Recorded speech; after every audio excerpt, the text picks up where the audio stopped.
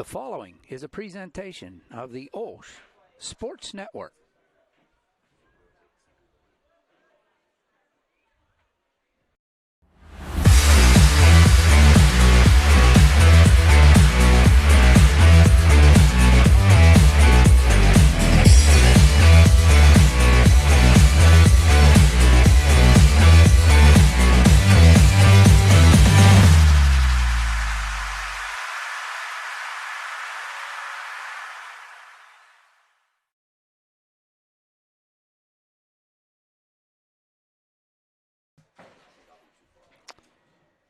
And we welcome you inside Michael J. Farrell Stadium on the campus of Shady Side Academy as the Chargers make the trip to Fox Chapel to take on the Bulldogs in a very important section meeting here tonight.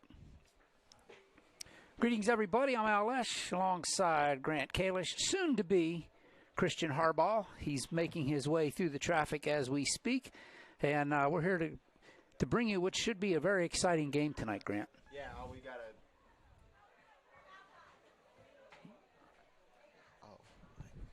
Yeah, we got a big game here tonight. Chargers and the Bulldogs really battling in section play because Chargers can't get an automatic bid within their section anymore, but you definitely want to finish fourth, put yourself in a good spot for a wild card, and obviously you're playing a football game tonight, right? You want to go out there, definitely put your best foot forward, go out there and get the win. Yeah, you see the records of both these teams coming in. The Chargers are 2-3 in their section, and the Bulldogs are 1-3. There are 3-4 overall. The Chargers 3-5 overall, and that one difference in the overall is probably that Clareton game that Shady Side neglected to play. So, and from as far as I know, Grant, nobody's determined whether it's going to be a forfeit or if they're going to make it up, although there's really no time to make that game up now. It's a non-section game. Yeah, especially with that, as you said, not being a section game and the fact that they have to announce those brackets right after the last week. This is second to last week, so unless they're going to play that game middle of this week, it's probably not going to happen. And, you know, that obviously is not going to be in favor of the Bulldogs as they look. You know, this is a big game for them, too. They win this one, they could get up near where the Chargers are in the section, try to still fight for a wild card as well. So that could really hurt their chances. As for the Chargers, you know, you just got to go out there and just play your game and try to come away with a win.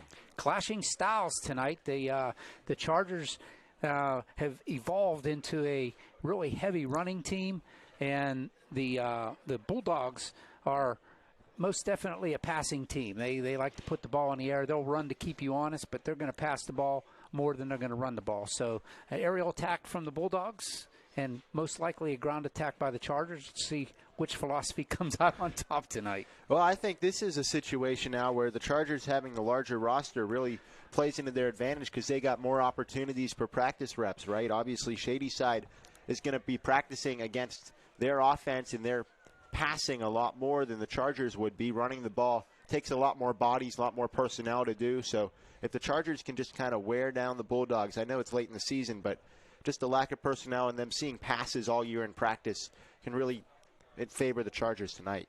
Hey, we want to let you know that Charger football is brought to you by Sky Development Athletics, brought to you in part by Trey Thomas Images Photography, AGS, the American General Services, Doughboys Oven Fresh Pizza, Brewer Airport Toyota, and Taco Bell KFC. Want to thank all the sponsors. It's been an interesting week for the Charger Nation. Had some medical issues with the team, and we were able to catch up with Coach Militzer this week, and he had a lot to say about that, as well as what's going on the field too. So let's hear what he had to say.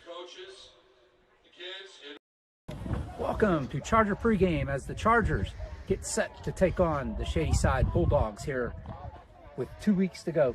First and foremost, Coach, we at an OLSH Sports Network, and I'm sure Charger Nation, wishing you well with your family and your mom. Hope she's doing well.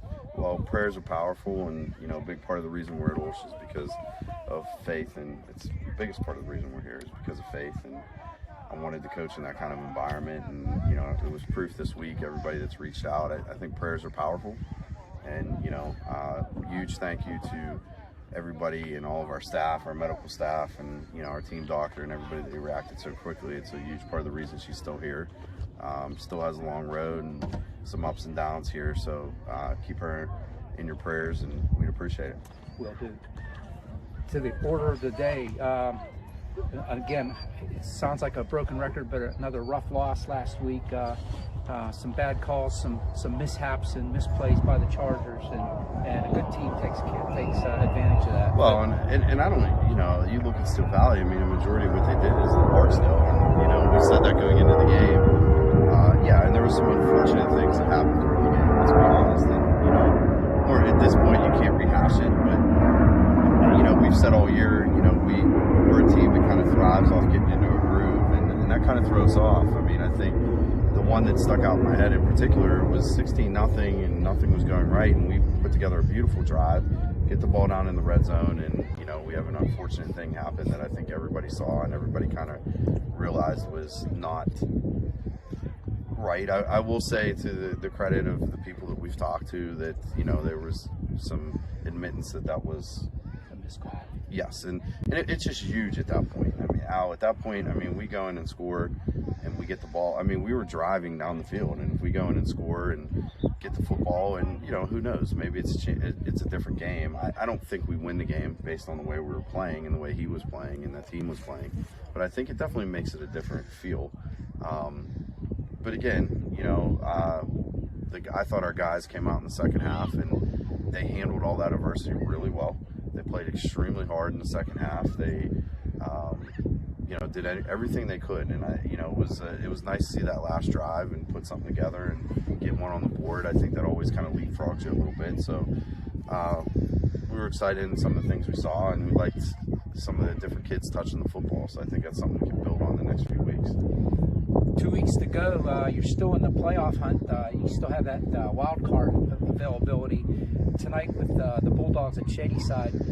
I think very winnable game. We just need to play our game, and I understand that Owen Tunnery is available to you, so that might. Yeah, Owen's going to try to give it a go. I think he's a tough kid, and he wants to try to at least test this out, and he's going to need some off-season things he's going to need to take care of, but he wanted to try to play, and his doctors allowed him to try to play. Can't do any more damage to the injury at this point, but it's, you know, we'll see how he does with the pain, and he's going to give it a go, and that's a huge boost for all of our guys, no doubt. And you know, as far as Shady side goes, they're a very improved football team. They've won some big games. They can put some points on the board. They got athletes.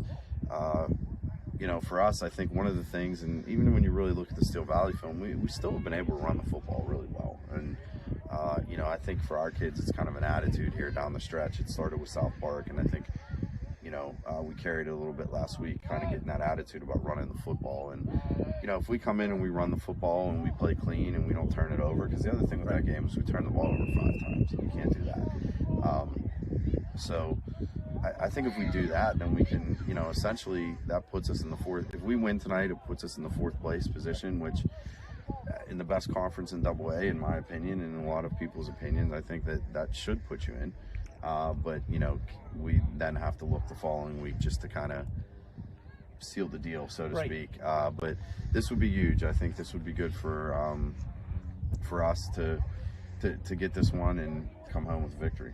Yeah, it's you talk about the Bulldogs this week, and then if you can get the victory this week, it really puts you in the driver's seat for that wild card. Even if you lose, though, I think I was looking at the standings and the records. I think you still have a chance if you can beat KO next week. So we know we need to win one of two. Right. It would be nice to get the one right now. Right. And then I think it would put us in a really solid position. The thing we have to worry about is there'll be 4 wild cards. So theoretically, what they've done last year is the 3 4th place teams and a 5th. I don't think our conference is going to get the 5th place team for various reasons. I think there's still some things up in the air with Shady side, and but as far as what's we have to be aware of and make sure we focus on winning both games is that Northern Conference. You know, the Beaver County guys I mean, they have like 6 teams that are all within a loss of each other. So, I mean, I can see a situation where they put 6 in there. So we just need to take care of business. At the end of the day, we can get in all these talks. If you win this week, we can then we focus on next week. If you finish 5-5 in a tough conference, I don't see a way we're left out. All right. There it is on the platter. We're ready for the Bulldogs and the Chargers here in just a moment. Don't go away. We'll be right back with Opening Kick. And welcome you back here at Shady Side Academy, getting ready for this big matchup.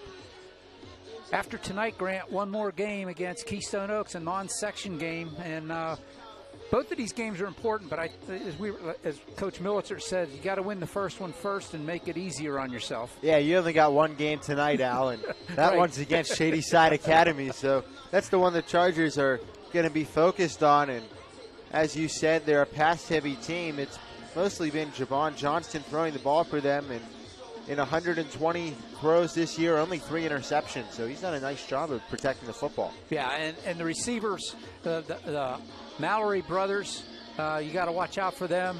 I think it's a sophomore. Yeah, sophomore BJ Mallory wears number 1. And then also Cam is the senior and wears number 5. Those are your 2 big receivers for the Bulldogs that you got to watch out for. They'll get their big yardage. Yeah, Cam with already 400 yards on the season, averaging 19 a catch, and BJ with 300 yards, averaging 17 a catch. So those guys aren't just volume guys. They will go for a chunk if they're able to haul the ball in. Hey, while we're talking about chunks, let's go over what happened at halftime at OLSH Athletics here this past week. The boys soccer team on Tuesday defeated Southside for their final regular season game by winning 9-0. By the way, Grant, the boys soccer team gave up only 8 goals all regular season. So that's 8 goals. That's it. And they probably scored more than 8 goals in half the games. Yeah, well, they scored 9 in the last game.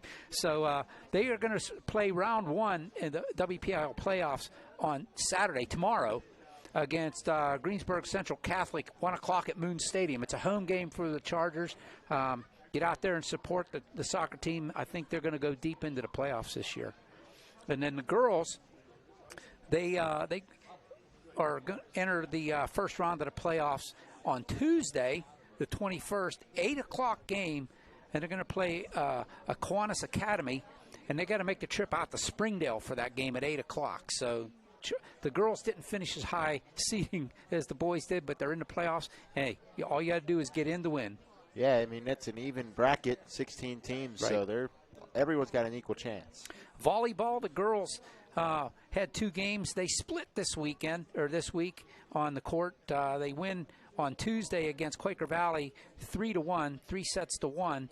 And then they lost to their arch rival in the section, Hopewell, who won the section. Chargers come in second place in the section, but they lost in a hard-fought battle 2-3. I was told, I wasn't there, but I was told that the Chargers went out and they had a 2-set win, and then they ended up dropping. It was a 2-1, something like that. They won the first 2 sets and then lost. Kind of unraveled from there. Yeah. So, but they are going to start their first round on Tuesday night as well. At the AAC, they get a home game. Their opponent, they got to play a winner of a play-in game, and they'll play either South Allegheny or Carlinton. So those are the 2 teams that are going to come in. One of those 2 teams are going to come into the AAC on Tuesday night. The cross-country team, they were at the Tri-State Invitational out at White Oak Park on yesterday, and the boys came in 20th place, and the girls came in 8th place. And you scratch your head saying, well, that's not that great, but keep this in mind. They played against predominantly 3A schools, and we're a 1A. So keep that in mind. So they did well. And they will, the girls are going to go into the WPIL championships on Thursday out at White Oak Park again. So cheer those guys on. And as far as golf goes, Jonah goes into the state championships, individual state championships. Jonah Scollart Did I say that right? Yeah. Okay. It's at State College, and they are going to be playing on the 20th and the 21st of this month, so Monday and Tuesday. So everybody keep Jonah in your thoughts and cheer him on. And then the hockey players at OLSH who play for Swickley Academy, they don't play again. They didn't play last week. They don't play again until Monday, or this coming Monday on the 20th. So they're on the ice. They go up to Knock and play the Knock Knights. But and they have a record of 1-2 so far in this early season. So there's your OLSH Charger athletics. Yeah, lots of good stuff. A lot of success across the board. I mean, you said the word playoffs a lot. That's always a good sign, right? We're trying to get one more in over the next 2 weeks with the football team here. Hey, you saw the Chargers come on board. Here come the Bulldogs from Shady Side Academy. Getting all fired up, ready to take on your Chargers. Chargers in their white visiting uniforms tonight. White jerseys, gold pants, purple helmets, purple and gold trim. And the Bulldogs in their navy blue and gold, navy blue uniforms. Your 2025 Shady Side Bulldogs. Yeah, now, I mean, this is just what it's all about, right? You get late in the year, it's getting dark out for kick. You got the bright lights. We're right up here close to the field. I mean, it just feels like we're ready for some football. Yeah, that's a nice facility. They got a nice press box over here on the visitor side, and we elected to come over here rather than be up higher in the big press box and further away from the field. We said, let's get the down close to the field feel for you tonight. So here we are. I want to thank Mike Kalish on the camera again tonight. Thanks, Mike. Don't drop the lens. Oh, man. Ligonier Valley will never live him down. Nope. that wasn't me, Mike. He's listening. Yeah. It's both these teams coming out. They'll do the ceremonial coin toss. They already know who's going to get the ball first and who's not. Yeah, but look who's walking out there for the Chargers. That's Owen Tonery. Number 15. He got cleared to play this week. I'm being told that he's not exactly 100%, but the doctor said you can't hurt it any more than it is. And he talked to Owen, and he's going like, I'm playing, Coach. Yeah, when you're a senior, you got 2 games left guaranteed. You're going out there if anybody says that there's even a chance that you can go out there. That's even psychologically, that's a good sign for the Chargers. Let's see who came out with the ball here to start this game. Beautiful night, as you said, Grant. And so far, it's going to get chilly. So looks like the Chargers won the toss. Yes, they did. And they're going to take the ball first. So no deferring for the Chargers. No, they're going aggressive right out of the gate. They're going to try to get into their offense quickly, get down the field, and make Shady Side feel it. Hey, we mentioned them before, but we want to thank Taco Bell KFC for sponsoring our football team, the football team's post-game meals for the 2025 season and supplying food to the concession stand at Moon Stadium for the home games. Somebody turned out our lights. I think they might have said no light. I'm guessing. I can't read now, so. Well, where were we? The first one right here. The first one. Thank you to Taco Bell and KFC for sponsoring our football team post-game meals for 2025 and supplying food for the concession stand. Please visit their local locations and for Taco Bell in Aliquippa, Robinson, Kennedy Township, and on Cochrane Road, and for the KFC Taco Bell in Steubenville Pike. As here comes the opening kick. Anderson and Hawkins back deep for the Chargers for the kick.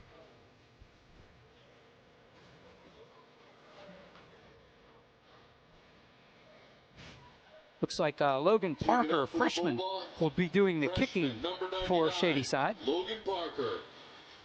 And we are ready to rock and roll on a Friday night in southwestern Pennsylvania. Friday Night Lights. Couldn't feel more like it.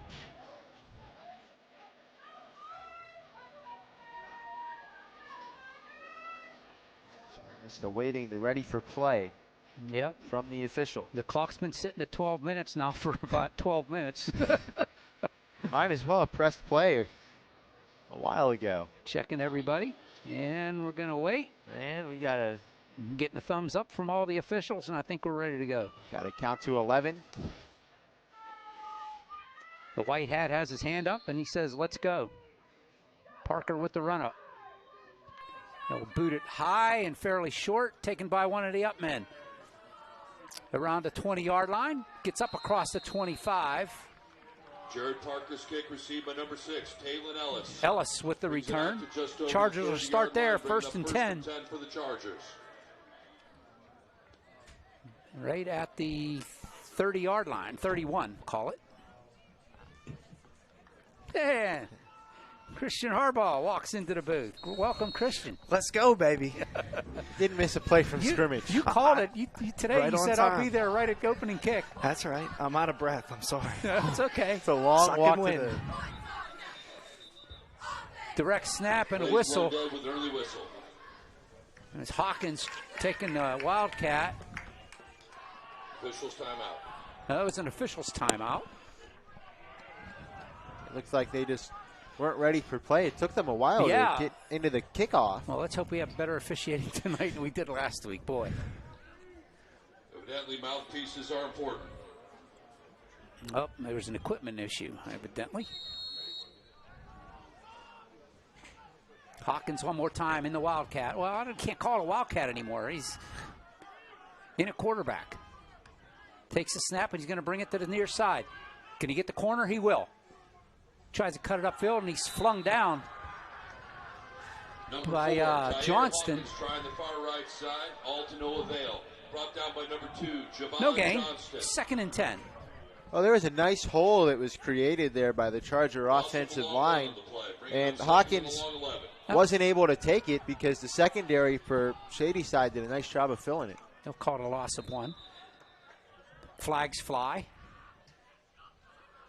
And was it offsides or was it false start? It's a false start against the Chargers. Early movement on the part of the Chargers. That'll cost them 5. And one thing about being over here in the visitor press box, the officials turning Face the other way. Yeah. Well, if we don't see it, it seems like they're announcing the penalty. So Hawkins straight up the gut, hits the line. He'll move forward for a couple Hawkins, to about the 4, 28. Trying the beginning, middle of the line, absolutely no luck. Brought down by a pack of Bulldogs, led by Third down. Nizer Clark. Yeah, Ty not the power back, would be but senior he just didn't see Nizer anything, Clark. so he figured a straight line's the fastest way to go as we get a whistle and a quick timeout by the Chargers. Timeout, Chargers. Yep. And that, again, it was kind of like, was it last week where they took one very early in the game too, or was I thinking of another game? No, I believe that was last week as well. Yeah, that's the thing. Just got to get organized, right? Get to the line, get organized.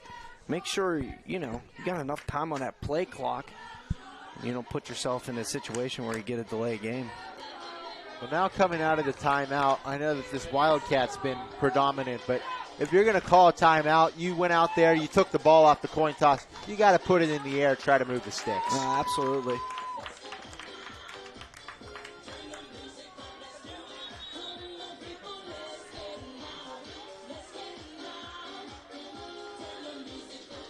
And how does that happen there? You just come out of a timeout and you got the wrong substitution in. They're just running out on the field. Hayden back at quarterback now. He's gonna flip it out. It's the wide receiver screen to Pino. There's a flag in the backfield. Hawkins pass complete to number 1, Garrett Wojtkeski. Brought down by number 1 of the Bulldogs, Brian P.J. Mallory. Short of the first down. Well, we're going to have to see what the flag is. Yeah, a gain is... Personal foul, face mask called against the Bulldogs. Bulldogs with a face mask call there, so that'll give the Chargers a first down. He was going to be short by about 2 yards.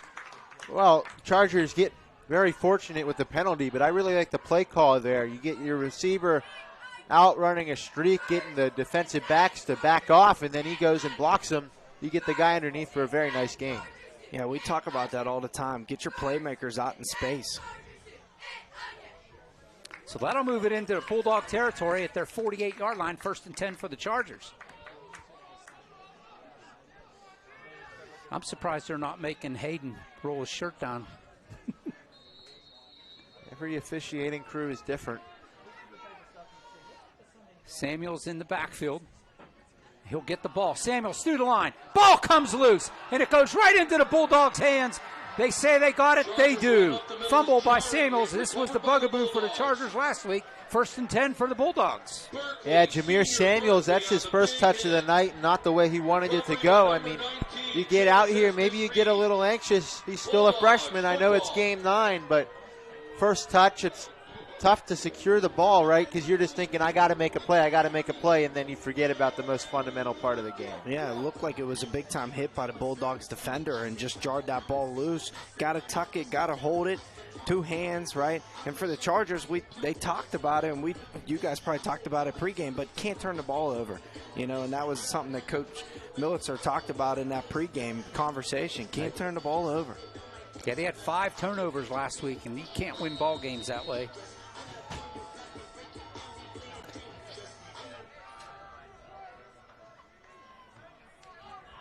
Johnston at quarterback. Hands it off. Ball's on the turf. He tried to hand it off. He falls on it, and it's going to be a loss all the way back to about the 37-yard line. It'll be 2nd down and long. Yeah, and you would think coming off the sideline, you just saw the other team fumble it. That'd be at the top of your mind is, I don't want to go out and do that. But Johnston puts it on the turf, lucky to fall on it.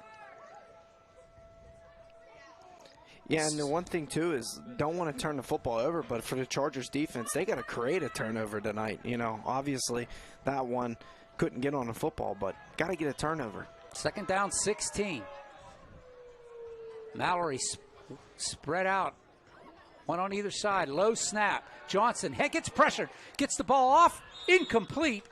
Pressure there by Harris coming up the middle for the Chargers.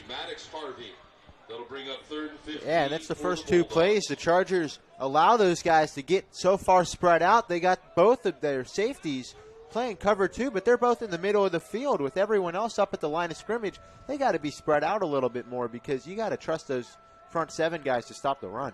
Absolutely, and you see the Chargers being a little aggressive here early, sending a blitz. That time, linebacker Chris Harris on pursuit.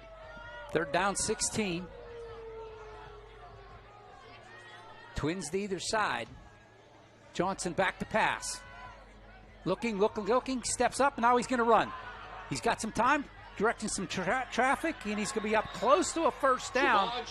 They're going to say he's out of bounds. He's going to be just short. It's going to be 4th down in Charger territory. Well, that was great vision there by Johnston. He just saw all the Chargers defensive backs just kind of backpedaling as they spread it out, and he just had all the space in the world to go, and they're going to move the chains. Wow, he's a yard short, and they gave him a 1st down. Wow. You got to have a quarterback spy, somebody watching a quarterback be a hawk. 1st and 10. Shotgun eye. Chargers offsides. It'll be 1st and 5.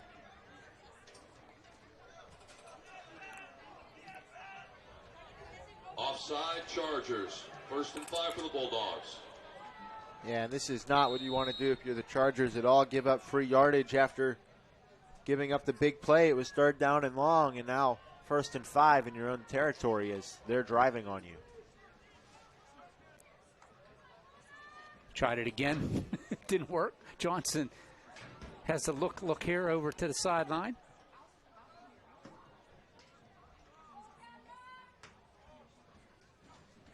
Snap back. He's going to hand it off in the backfield. Up ahead. Harvey up the middle, bouncing off to the That's left. going to be Up down to the 40-yard line. Harvey. Maddox Harvey with the carry. He'll pick up a couple. It'll be 2nd down and about 3. Yeah, good spot to run the ball, 1st down and 5, but just based on where everyone was, I think he wanted to cut that one to the outside because they were just so open with the one receiver out there. The top was more bunched up. He had a lot of space.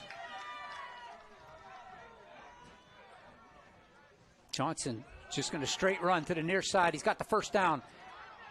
Brought down there by for the Bulldog first down. Gilden. Brought down by number 2, Cassius Gilden. But not Not before first down to the 35 of the Chargers. 1st and 10 for the Bulldogs. Bulldogs doing what the Chargers couldn't, sustaining a little drive here. Chargers got to make an adjustment here on the defensive end, just making sure that they can stop the run. It's just too much, too many gains, too many wide open lanes and alleys for the Bulldogs to run. This formation's very tight here. Yeah. He'll hand it off. Harvey again. He's going to be tackled in the backfield. It's going to be a loss of at least one, maybe two. Yeah, and there it is. Chargers stopped the run, and they did a great job of realizing that, with how that formation was set up, they're probably going to try to run the space. So they rallied to the open area and bring them down. Loss of 3, 2nd and 13 for the Bulldogs. Back to the 38-yard line.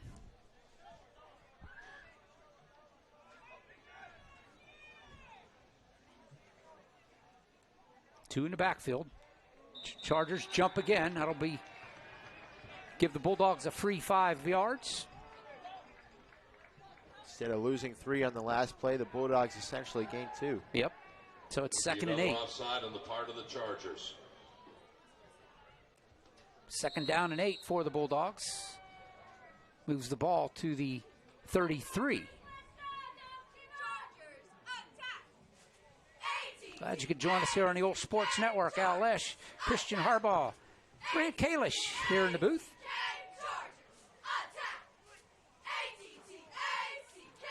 Johnston has a look-see. Now calls for the ball. Hands it off to Harvey. Harvey cuts it to the outside. Met there by the Chargers. Nowhere to go. He's going to lose, or maybe no gain. Harvey trying left Yeah, side. that was a really good physical run in which he fell forward, but the problem is he's running side to side, right? So that does you no good. He's just running parallel to the line of scrimmage, and that's not how you want to gain yards if you're the Bulldogs. No, and the Chargers did a good job in not letting them cut back upfield either, and they funneled them really well, and good tackle out in space there. Yeah, TFL for the Chargers. He'll lose 1. It'll be 3rd down and 9 from the 34. 6:35 to go here in this first quarter. Johnson looks to pass. Has some time. Now here comes the pressure, and he's brought down. Jacob Bain all the way back at the 45-yard line with the sack. Yeah, great job by Bame of getting the pressure and then not letting go. It looked like Johnston was going to slip out of there, and he's probably going to have someone down the field, but Bame making sure they bring up 4th down and get the punt unit out there. That was a great job by Bame, just staying on pursuit there, and good tackle at the end there to not let Johnston get outside the pocket. 4th down and 20. Here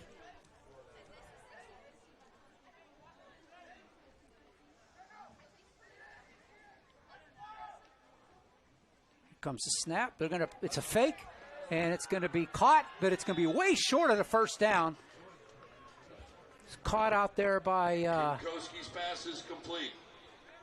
However, short of the first down.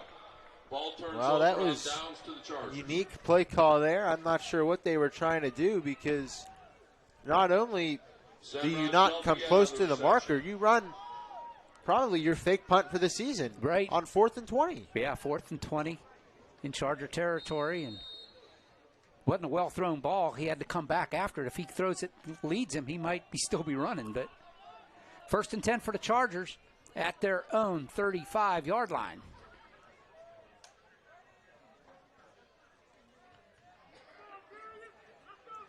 Hands off to, is that Bush? It is.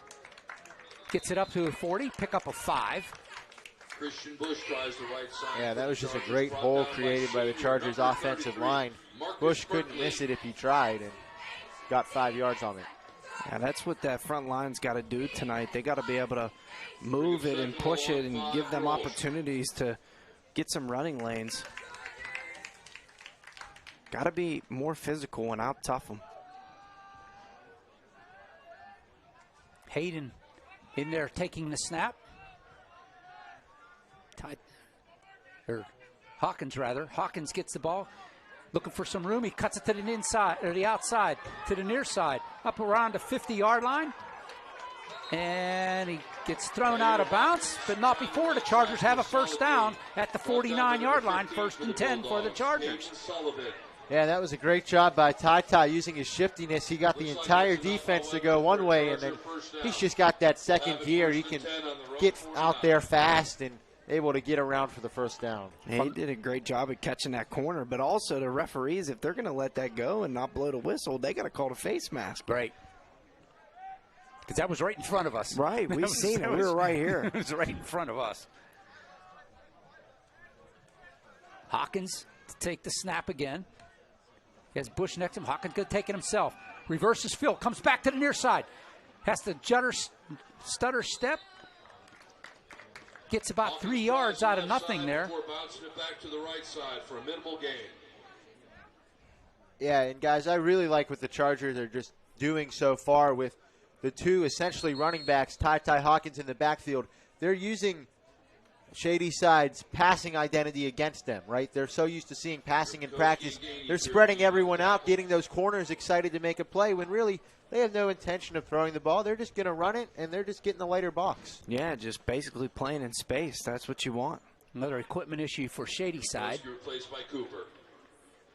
And also, too, go back to what you're saying, Grant, is then if he doesn't run, because you can have a run-pass option, now you can sling it out to the, the outside, and then you have your playmakers playing in space off of, wide receiver bubble screen.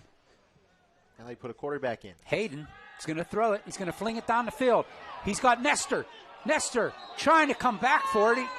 Being blocked, and the receiver, the defender, never looked back, but no call. It goes incomplete. It'll be 3rd down and 7.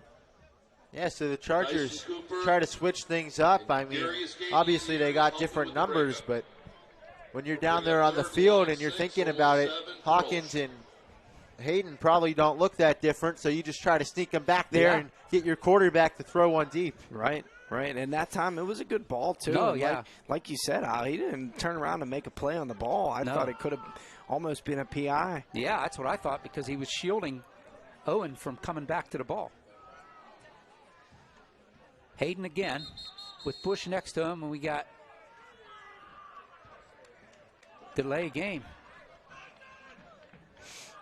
OLSH flag for delay of game. And you don't want to have that, and it's been an issue for the Chargers on those deep passes all year. They just haven't gotten back to the ball. So instead of 3rd and 7, it's 3rd and 12 for the Chargers. Again, playing from behind the sticks. See if they can come up with a big play here. Hayden looking to pass, flips it out, and he's got Ty Hawkins. He's going to be short of the first down marker. They're going to mark him at the 44 of Shady Side, but it'll be 4th down. Pass complete for OLSH. Brought down by that was a good job there by J.J. Hayden of recognizing who was coming and who was going. They had 2 guys back off the line, and then 1 guy come from the second level. So good job of being able to see the defense and get the pass over the middle. 4th and 3, the offense stays out there. Well, that's what I was going to say. I think they knew they were going to go for it on 4th down if they can make this reasonable here. Bush in the backfield with Ty. He's going to take it up the middle. Pushes through. He's got the first down and more. Inside the 35, up close to the 30-yard line. Going to mark him down at the 32. Hawkins on the keeper. Through the right side. It'll be 1st and 10 for the Chargers. Yeah, that was a good job. Just a physical run by Ty Hawkins. Everyone was up in the box. It was a cover 0. They knew it was going to be a run, but didn't matter. Chargers just out-physicaled the Bulldogs on that one to get the first down. Hayden will take the snap this time. Hands it off to Bush. Bush to the far side. Off tackle. Maybe a yard. If anything, there's a long flag coming from the back judge. He threw it in from 30 yards out. Met by number 1. It's a hold against the Chargers.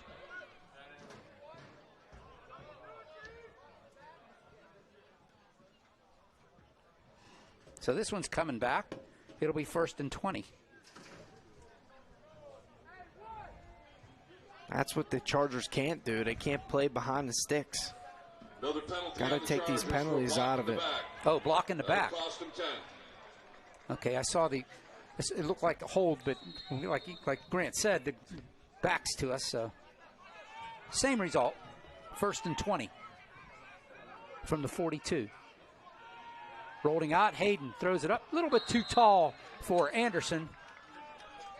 Yeah, it'll be 2nd down. Number 11. Yeah, that was a John Anderson. nice drive by the Chargers of just having 2 guys coming back towards the ball, and that's really where they've had a lot of success with Hayden all year, but just kind of threw it between the 2 of them. He didn't really make up his mind. Obviously, I think he was going for Anderson, but yeah, I'm not too sure he made a decision, and decisive decision, to know who he was throwing to. Yeah, that's a great point. Anderson was the up guy, and then because kind of went between them. If he would have threw it low to Anderson, it would have been catching some yardage. Yeah. And then the blockers behind him. Some yak yards. Same setup, and another flag. This time it's going to be against Shady side. He'll give the Chargers a couple yards back. This time the flag is on Shady side. I think the ball's been moved more tonight, between, not during snaps. Yeah. 15 for the Chargers. So it'll be 2nd and 15. Scoreboard has 3rd, but another changing it. Hayden looking to pass, got some time. Now he steps up and he flings it down the field. And it's going to be caught down there by Pino. Inside the 10-yard line, inside the 5-yard line, and there are flags all over the place. Yeah, I mean, there are just a bunch of flags, and it's just almost as if those flags are celebrations for the Chargers connecting on the deep ball. That's Obviously, definitely what it was. We'll have to see what the flags are, but great job by Tom Pino sitting down in the open space. He knew he was going to take a shot, but stood in there and made the catch. What a throw by Hayden on the run, too. Good job to step up in the pocket, have some awareness. Pocket was collapsing, but, yeah, we're definitely going to see this move back a little bit, probably 15. Excessive celebration here. It's a 15-yard penalty. That'll go back to about the 20. Yep, 19. And we see Coach Rogers over here talking to Pino after that. Just, a hell of a catch, man, but calm it down a little bit. And it just cost us 15 more yards. 1st and 10, though, from the 19. Hayden will take the snap, JJ. Rolling to the near side, getting wrapped up and thrown down to the ground. And there's a flag for excessiveness there. That'll get the 15 right back. We'll take that. Yeah, I'm interested to see. We threw him to the ground. The exact call is here. Personal foul. Face mask against him. That makes sense because that hit did not seem vicious enough to warrant unnecessary roughness. But the Chargers definitely going to take that. Oh, that'll give him a 1st down. This ball is just moving. Oh, no, it won't because it's a spot foul. It's moving up and down the red zone. So it moves to the 14-yard line. Great play by senior Cam Mallory. Yeah, great. PA announcer says great play. Face mask him. And they got Anderson all alone at the top.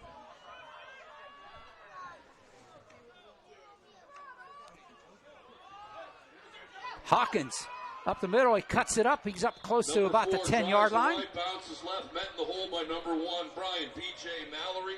Oh, that was a 1st down, wasn't it? 1st down. He picks up about 2 or 3. Number 53, senior Nick Oh, we're on 3rd down. It says 3rd down. There's the scoreboard and the marker says 3rd down. Ellis puts the ball on the ground. Another flag. See who's got it. P.J. Mallory on the play. Punching the ball out. Fumble. Ball down. Flags down.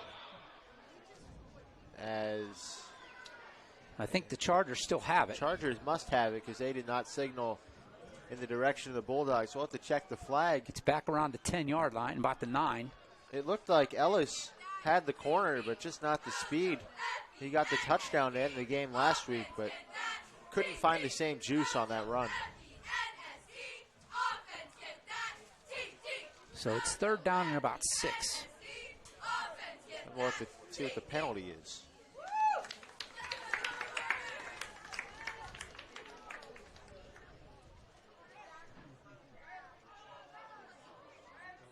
You're saying hold against the Chargers. A hold is called on the Chargers on the play, but it is declined by the Bulldogs. Okay, they decline it.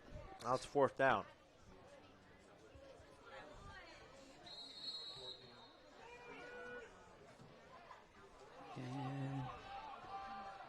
So Chargers. I never saw the signal for 4th down, but that's what the marker says. Well, they declined 3rd down. Now it's 4th. Looking to throw it. Oh, it's a wounded duck, and it's intercepted at the goal line. And knocked down. And more flags. And more flags. Well, I know it didn't get the result, but I really do like the idea for the Chargers. Tom Pino's been a great one-on-one guy all year. You get Ty Hawkins back there. They're not expecting him to throw. He's out there. Big body. Take a shot on 4th down. Yeah, no, I agree 100%. Illegal block against the Bulldogs, so that'll back them up. I will say this, though. I think in that situation, because you need a score, you've been playing jockey with these flags. Maybe put JJ back there just to let him throw that pass, because he's a threat to run as well. Right. But I also, seeing good things from the Chargers offense, I would like to see them do a jet sweep. Get those guys running the outside that way. Maybe throw them off. Same package, but then you just run a jet sweep for some of your playmakers. That'll cost them half the distance to the goal line. Blindside block. That'll back them up to the 6-yard line. 1st and 10 for the Bulldogs. Also, maybe call a timeout next time when it's 4th down like that. You could have used it to draw up something good. You want these Bulldogs running. You want them to be sucking air, especially in the second half. And turn around and hand it up the middle. Still battling, but he goes down, picks up maybe one. Wait a minute, guys. There's not a flag on this play? There's been a flag on every single play for the last 8. 2nd and 9. Don't have to run this play. From about the 7-yard line. And that's that's it. No score after 1. That play brings here us to the end from Shady side. First quarter.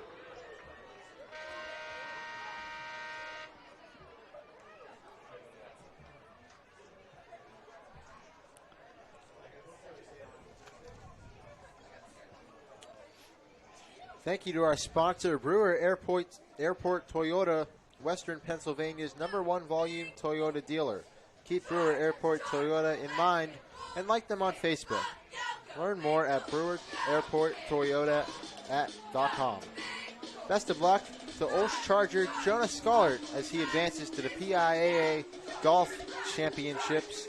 And want more information on the OLSH Chargers for rosters, stories, and more, visit www.olshathletics.org. Special thanks to our website sponsor, Covenant Financial Advisors. Well, an eventful flag-riddled first quarter, guys, but Chargers still have a chance here. Yeah, hankies on every play. Yeah, just about. But you know what? I will say this. The offense looks great. They're moving the football, and they're staying with what they want to do, right? They wanted to run the football. That was what they were doing to come into this game, and it's worked for them so far. Yeah, that was a long drive that they had, and, that quarter, despite the flags, the possessions weren't choppy. This is only the 4th total possession of the game heading into the second quarter, so both teams have possessed the ball, and the Chargers have been the team that moves it better. Absolutely. Despite all the penalties. And if the Chargers defense can keep holding up like this, super physical, wrapping in space, keeping them behind the sticks.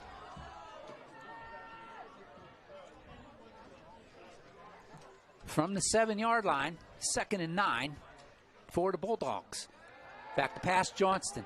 Across the middle, tipped, and almost Tonery almost with the interception, and then almost the reception by Mallory. Yeah, Owen Tonery getting back out there, and he's just excited to be there. He almost had the highlight of the season with the tip and pick into the end zone. Oh, yeah. But now it's a huge 3rd down, not just because you want them to punt, but you want a big advantage in the field position game. Right. Yeah, big-time job by Tonery there. Nice to see him out there. It would be nice to see him make a big-time play tonight, you know. Get a turnover, something. You weren't here to start the game. After this play, I'll talk about it. 3rd and 9. Johnson back to pass. He flings it, and it's over the head of everybody. Falls incomplete, and we are at 4th and 9. But talking to coaching staff, the Militzers, both the Militzers and Tonery, Owen he's not 100%, but the doctor says you can't hurt it any worse. And Owen says, "I'm playing, coach." I love it. Toughness. Back deep is Hawkins. From the end zone, it's Parker. Gets it in the air. The line drive picked up by Nestor. And he's still going inside the 20, inside the 15. They're going to mark him looks like about the 13, 14-yard line. 1st and 10 for the Chargers. That was a great job there by Owen Nestor, catching it in stride and keeping with his momentum. He's getting it all the way down there. And Chargers going to start in the red zone off a punt. You guys know how I am with the punts. I turned around, I looked the other way. So. From the 14. This is where you should run the ball, and they got Samuels to do I was going to counter you. I'd say I'd take a shot right here. Samuels. Go right back to Pino. Straight run by Jameer. Cuts it up inside, and he's going to get up close to the 10, maybe the 11-yard line. The right side of the Bulldogs line. It'll be 2nd down. By the pack.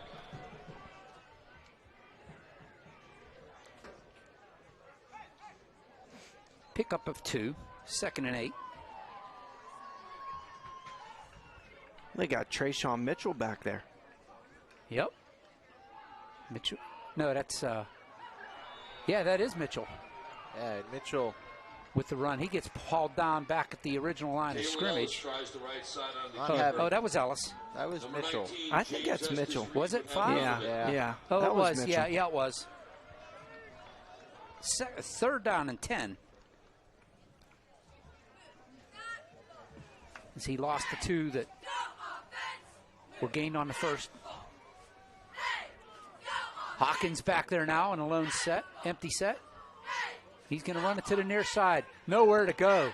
Mallory's there to haul him down for a loss. Number 4 tries the right side. Tare Hawkins. And I know it's not the play call, but Pino should have been running a slant, and they should have had an option to throw the ball right there, because he would have had a lot of space. And, you know, to touch off what you're saying there, I think they should try some run-pass options, because then, you know, keep the defense on their toes. And I think they have that ability. And then, you know, JJ or Ty, whoever's back there, can use their feet if they have to. 4th and 13. The offense is out there. Owen Nestor all alone at the bottom. Here comes Pino on his side. Timeout called by the Chargers. The play clock was running down quickly. Chargers, rather. 2nd timeout called by the Chargers. They have 1 left in their pocket with 9:49 left here in the half. Yeah, that's a long way to go with just 1 timeout based on how they've been lining up recently. Yeah, there's a lot of confusion. I agree with you, Grant. They don't look like they're all on the same page when they're lining up, especially in late downs in the series. Yeah, I think it's just a communication factor too, right? You're getting a play from the sideline and then you're running over. You got to reiterate the play. Tell your teammates what you're doing. They got to get set up. They have to have a purpose getting to the line. Yeah, they're just taking too long. I think a lot of that is just the various guys the Chargers have had coming in and out of the formation. They don't have a true quarterback or really a true position player that's in on every play. So they're just changing up who's delivering that message all the time. Exactly. And they got young youth on this team, right? They got to have some leaders out there. Somebody's got to step up and be the guy to communicate it. Hayden and Samuels in the backfield. Hayden's going to take the snap. Nestor all alone once again. Hayden looked to pass. He's going to flip it into the end zone. Couple receivers out there, and it is caught. Touchdown! Thomas Pino! Touchdown, Chargers! Thomas Pino in the end zone. Well, that was a great toss there by J.J. Hayden. Just put it up in the air for Pino. It dropped down right on the spot, and he was just able to get his feet in. Official had to look at it for a minute, but put his hands up and put 6 on the board. 13-yard toss. Yeah, and you just talked about it, too. One-on-one on the outside, Pino. You'll take that matchup any day. And what a ball by J.J. There's this offset going for 2 here. Hayden is going to cut it upfield, and he's going to get no good. I thought he got in. The Chargers are all saying he got in, and the side judge says no. Well, he was short. He fumbled, and you cannot advance a fumble on 3rd down, 4th down, inside 2 minutes, or on a 2-point attempt like this was here. So the forward fumble doesn't count for anything. Look at you, Mr. Rulebook. What rule was that? 7.32? Yeah, that was impressive that right was there. Good. I like that. I watched too many Sundays. Like, man, enough. free ball. Go get it. Jump on it.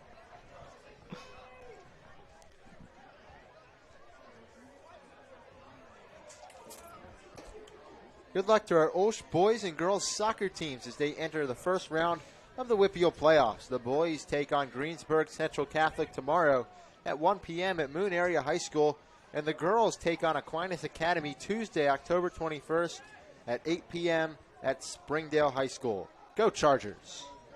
Yeah, buddy. We talked about a pregame, Grant. A lot of talk about playoff rounds, round 1 and all that. That's always a good thing. 9:41 left here in the half. Chargers crack the scoreboard. It's 6-0. That 2-point conversion fails. Griesacker to kick it off. He's going to boot this one high and short. It's going to be bounces at the 20. Whistle dead. Don't tell me. Griesacker's kick is being waved off. I guess he wasn't given the okay. So we're going to do it again. Jump the gun. That's twice now we've had. Not on kicks, but Yeah, I don't know on what plays. the officials are waiting for, though. The first opening kickoff of the night, they stood there for about half an hour yeah, and looked at each other. Yeah, They were waiting on me, guys. Come on. that was it. They saw see me you running. sprinting in. Oh, it's a penalty on the Chargers. Chargers were offside on the Offsides. That's what it was. kickoff. Griesacker will tee it up again, this time from the 35. I didn't know on an offside I they was gonna stopped say, the play. Well, and who won offsides? Somebody on the Chargers was ahead of Grant. That Grant, not our Grant. We'll do it again from the 35 this time.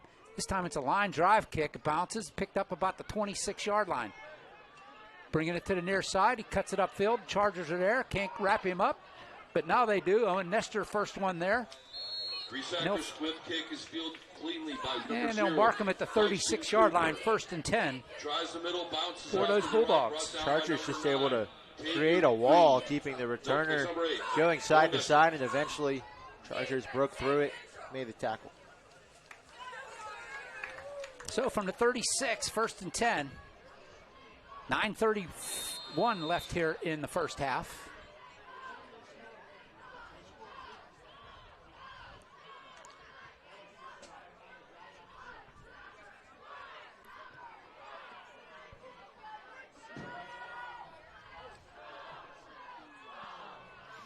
Johnston in the shotgun, hands it off to Hart. No, he flips it out to the wing. Breaks one tackle and swarmed under by the Chargers and brought down after a gain of about 2 or 3. Yeah, and that was all pre-snap. Chargers kind of were confused as to who was going to guard the receiver on that play. He just slipped out, was wide open. Yeah, and it was a good job by Mitchell to get back into play. I mean, he was on pursuit over there right away, and everybody then chipped in, and Chris Harris got over there on the tackle. 2nd and 8 from the 38. Trips to the near side for the Bulldogs. Johnston in the shotgun looking to pass. Has some time and collapses on him, and bullet thrown down the field. And that's going to be, there's the flag. So the same thing that happened to the Chargers Laundry on the play. There was no play, no call, and then area now pass Chargers do interference. the same thing, and there's pass interference on the Chargers. So it's going to be 1st and 10 for the Bulldogs. Should be up around midfield somewhere.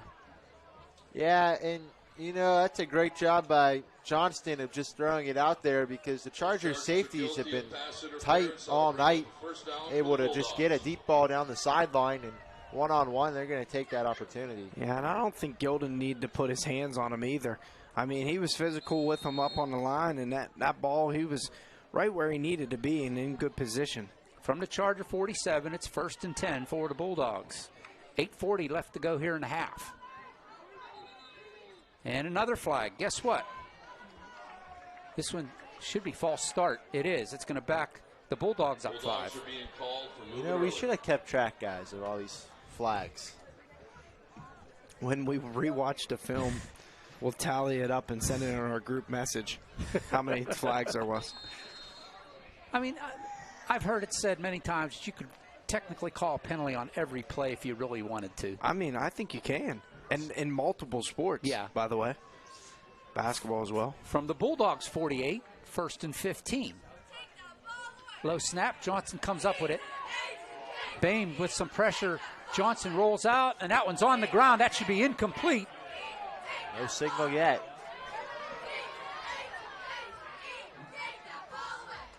They're saying incomplete. Incomplete.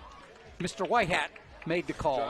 None of the other officials wanted to make the call. Yeah. Yeah, they're standing around like replay assist is going to tell them what's going on, but they ain't having any of that here. Guys, that was giving me flashbacks of last week when that fumble Oh, yeah. that nobody wanted to make the call, and the official. Yeah, somebody got to take charge out there. Yeah. I think Bame was getting, and now we're chirping about the refs, but I thought he was getting held. Oh, I do the too. last 2 plays. Yeah. I mean, Because he got off the edge both times. He was hooking him under the arm as he was coming around the edge. Yeah. You tell those refs, we'll be in film tomorrow. I'll bring the donuts, you bring the coffee. 2nd and 15. Another low snap. Flips it out to the side, and this one's going to be incomplete, in and out of the hands of the intended receiver, Cooper. Johnson. And it's 3rd down. Complete to number 0, Dyson Cooper. Well, that was a good look there by Johnston. I mean, Cooper was all alone right in front of the sticks, but didn't do the most important part, which was the catch. The Chargers just weren't, I don't think they were set up there. There was miscommunication somewhere. He was wide open across the middle. 3rd and 15 from Shady side 48-yard line. Trips to the near side. Johnson looking. There's a hold, no call. Almost got wrapped up, and he's going to run it now. Cuts it to the outside, and it's going to be up close to a 1st down.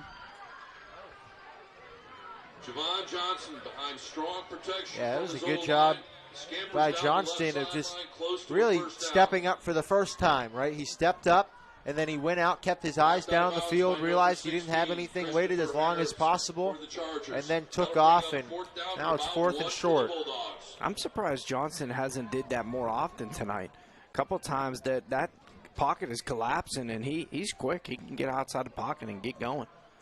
8:09 left, 4th and 1 from the Chargers 43.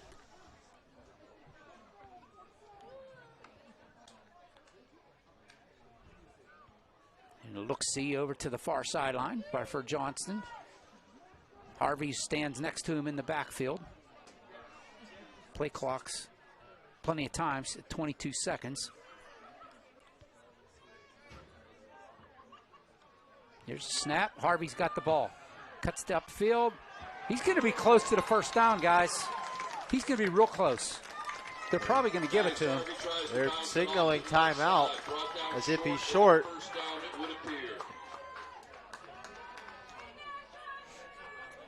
I think he tried to get to the outside, guys, and he was short. He should have cut that right back up the field. Yeah, he was just trying to be too patient. It's 1st down Chargers. Yeah, they stopped him. Yeah, I wasn't sure if they were going to stop him or not. Chargers hold. Turnover on downs. Yeah, and that's just huge for the Chargers because now they're in decent field position, and just that whole drive, was going really well for the Bulldogs and just stalls there 4th and 1. Probably not when they expected it to. From the 38. Handoff there, Samuels. Breaks one tackle in the backfield. He can't get any more. He might get back to the line of scrimmage. Good job there just to get back to the line of scrimmage for him. Yeah, there were 2 Bulldogs that were not a part of the pile that did not immediately sprint to Samuels. And I don't care who you are, you're not going to break 9 tackles at the same time. So Samuels couldn't get through. 2nd and 10. Take a shot downfield. Come on. Be aggressive. Under 7.5 to go here in the first half. Nestor all alone at the top. And they got their bunch to the bottom. Quick pitch out to Pino. He's got the ball. Down the sideline he goes. Outside the 45. We're going to mark him out of bounds. Where? At the first down at the 48-yard line. 1st and 10 Chargers. Well, there was a good job of setting up your blockers. You pitch it out quickly to the back receiver. 2 guys are already up there. And you can go make a catch-and-run play. Really like that play call by the Chargers. Yeah, they got to stick with that. Get your athletes out in space. And Pino, man, he's strong. He's a great athlete. He's quick, shifty. He can move. That was a staple play for the Chargers a few years ago. Yeah, they got to get back to that. I think they really got the playmakers on the outside. 7-11 left. Now they flip the formation. Bulldogs had their safety heavy on the trip side. Hayden hands it off to Samuel. Jameer cuts it upfield, across the midfield line. Up close to the 40-yard line. Mark him down at the 42-yard line. 1st and 10 Chargers. Well, there it was. The Bulldogs had to get 4 guys to the top. The 1 guy at the bottom covering Nestor. So then it was just straight up for Jameer Samuels to go through there. And, you know, when he doesn't have to fight through 9 guys, it's going to be a lot easier. He's going to pick up yardage. And I think that happens because of the play before. If you can get them out in space like that, and now they're worried about Pino and those guys out in the open, now Samuels has a lot more running room.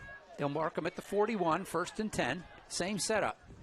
Same play. Samuels cuts it upfield. He's through the line. He's into the backfield. Inside the 30-yard line. 1st and 10 Chargers.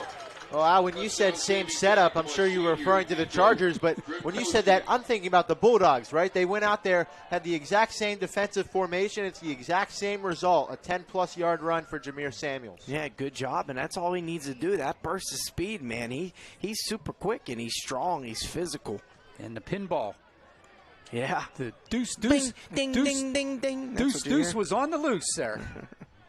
Deuce was on the loose. From the 27, 1st and 10 for the Chargers. Nice drive going here by the purple and gold. High snap. Samuels, if it ain't broke, don't fix it. Samuels again. This time the Bulldogs jam it up. But Jameer pushes it up to about the 25-yard line. Minimal gain. Yeah, and that time they were taking steps towards Samuels, those corners at the top. What I like to see there is a little fake, and then you keep a little read option. Ooh, you get Samuels a couple times up the middle like that. JJ coming the other way. And then JJ, now you got to pull it back. You keep it. He's walking in the end zone if he does that. Trips to the near side this time for the Chargers. JJ's going to flip it out. Too tall for Pino. I thought he was a horse. Well, that was Kentucky Derby. Definitely the right idea for the Chargers because this time there was no safety back there. It was 3-on-3 at the bottom of your screen. So they had the 2 blockers. Pino would have just had to beat the 1 guy to get to the end zone instead of 2. So definitely the right decision to throw it down there. No, it was the right play call. Yeah. He just got to get it to him. Yeah, just a little too tall. Put that thing on a line. Pino's not Washington, right? For the he is not Darnell. No safety again at the bottom. Nope. We're going to try it again. This time we're going to flip it down the field. Anderson goes up. Can't come down with it. It's going to be 4th down. Yeah, and that time I think they just got a little bit too greedy given the down. It was 3rd down. They got the same look without a safety. I think you just got to throw it short to Pino and go run up there because if you start to get that working, then you got to make the Bulldogs make a decision. If the safety goes down there, they've been able to run the ball well. If he goes over to the middle, you just keep passing it out there. Yeah, it's just take what the defense gives you, right? Curl back to the sticks and just pick up the 8, you know. And now you kind of put yourself in a little bit of a predicament here, but, you know, it's manageable to pick it up. 5:14 left in the half. It's 4th down. The Chargers are going to go for it here from the 25. Hayden's going to pull it down, and he's going to run. Cuts it upfield, and he's up to about the 15. I think he's going to be a little short, maybe. Was 4th down. Oh, it's a 1st down. He got the 1st down. He needed 8. He got 10. Well, good job by J.J. Hayden just making something happen. The routes were all down the field, and the pressure got there quickly, so he had no chance of getting into a developed route, so he just went up there, took off. It was a great pump fake, too, and he made them look, and they kind of, that sold him and gave him an extra couple seconds there. And way to juke his way to 8 yards. From the 15, it's 1st and 10.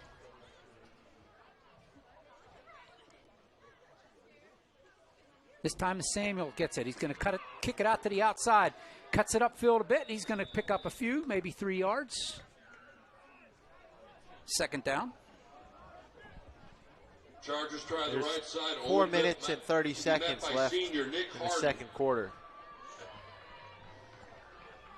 This is where you got to be smart if you're the Chargers, though.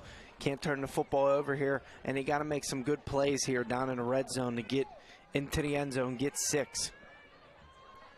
2nd and 5 from the 11.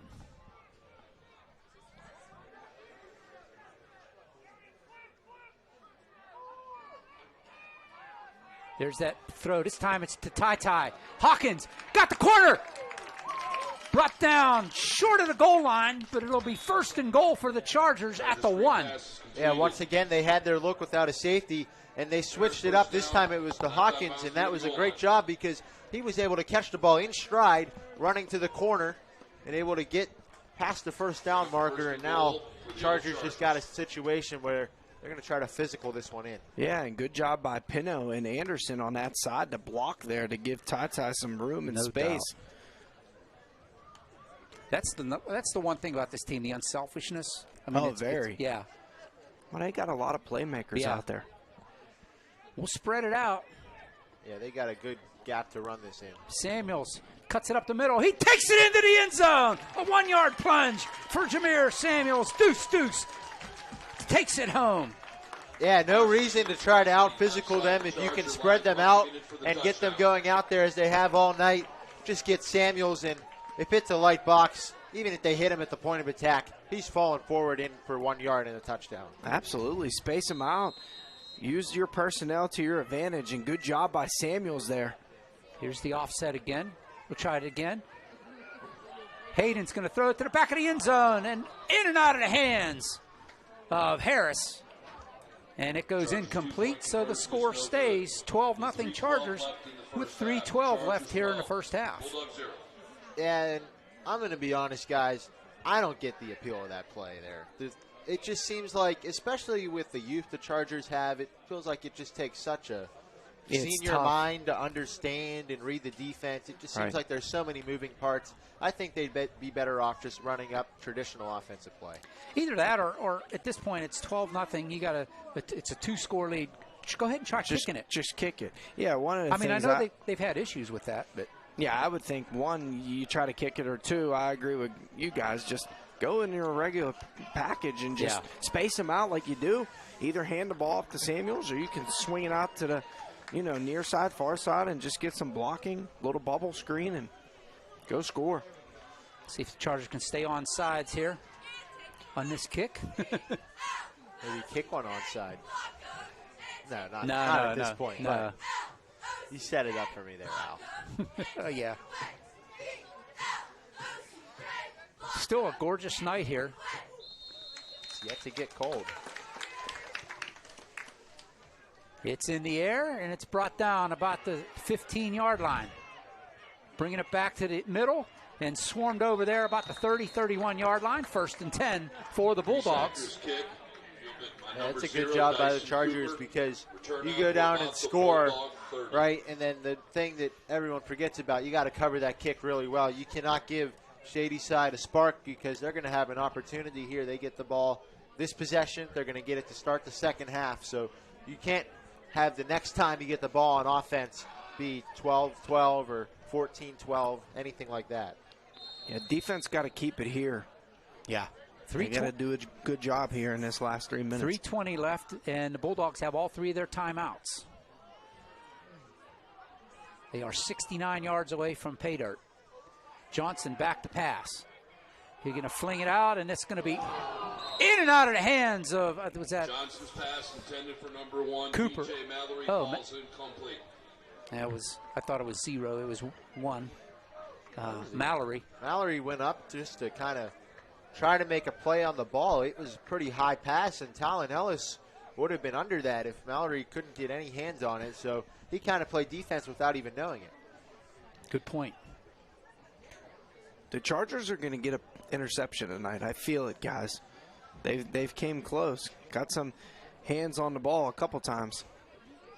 2nd and 10 from the 31. Johnston looking to pass. No, he's going to run to the far side. He's got the corner and pushed out of bounds after a short pickup, maybe 2 or 3 yards. Yeah, it'll be 3rd down. Chargers were fortunate that play went to the top because I don't think there was anyone covering the slot receiver. It looked like the Chargers just had 2 defenders down there, and there were 3 receivers lined up. So fortunately, the play went the other way. 3rd and 7. He picks up 3 on that run. Harris pushed him out of bounds. Yeah, Chris Harris having a nice game tonight, too. He's all over the field.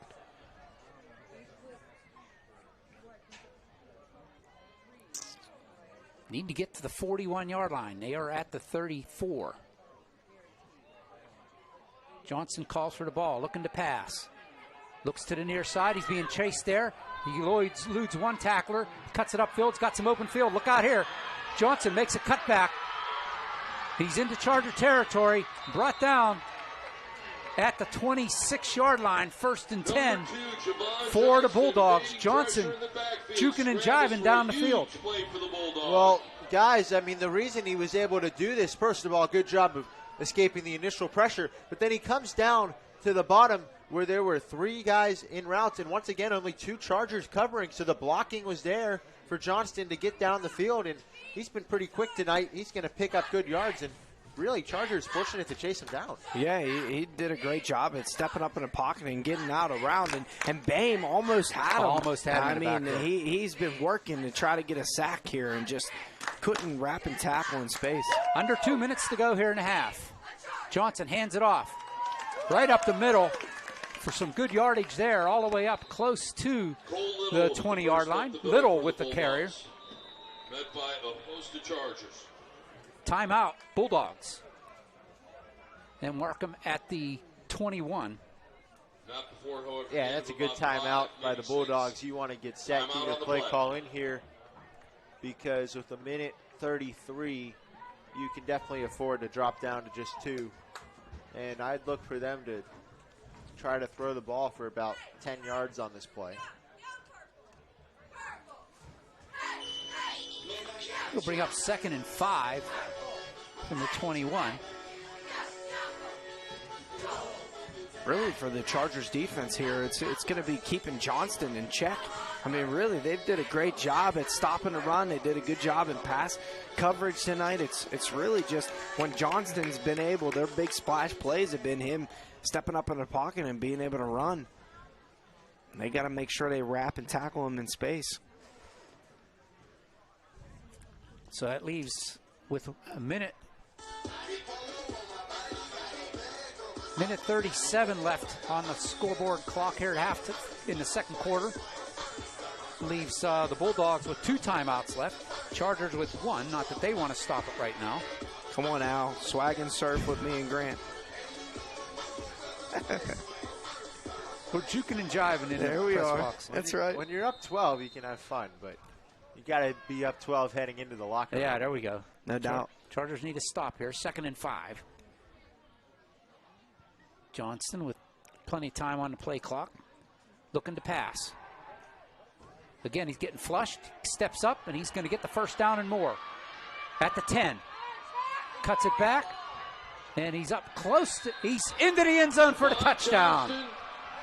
Wow, and Johnson has just been slippery between those tackles, just narrowly evading Chargers, and then he takes a great route once he gets into the secondary. He's able to just fall with the ball getting into the end zone, and touchdown. The Chargers definitely did not want to give up. Yeah, it's unbelievable that Chargers couldn't come up with a tackle there. I mean, Johnston just doing a great job of using his feet, getting outside the pocket, keeping the play alive. Everybody's downfield, so they're not even paying attention to him.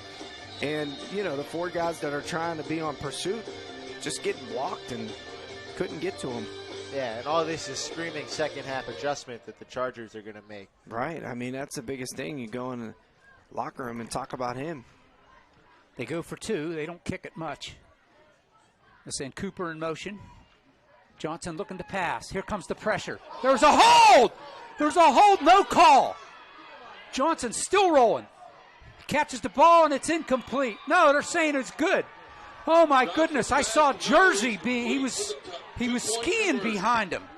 This is every time on Bame. I mean, I'm telling you, we've been able to see Bame on this side this whole night. He's been working in 63 over there, man. My man can't stay in front of him, and he's grabbing him every time. Yeah, I mean, he's just been relentless on the pursuit. But, I mean, I don't even know what to say about this because, obviously, if it's not going to be called through a half a play, what makes you think it's going to be called in the second? So you've got to personally adjust, right? You've got to be like, well, they're not going to give me this, so maybe I got to make a different pass rushing move to try to get inside and, you know, change it up because it's working to get past the defender. But if he's going to hold, I'm going to have to go at a different angle. Yeah, he's going to have to swim move or he's going to have to spin off him and come back up the middle and go right. I mean, you see Bame coming to the sideline here, understandably frustrated because he knows he's getting held and he knows he's working to be able to tackle Johnston, and he just hasn't able to come up with one. I mean, that was blatant. He grabbed his jersey. Oh, yeah. I mean, he was skiing behind him. Teeing it up for the Bulldogs. Makes it 12-8 with 1:24 left in the half. Logan Parker will tee it up at the 40 for the Bulldogs.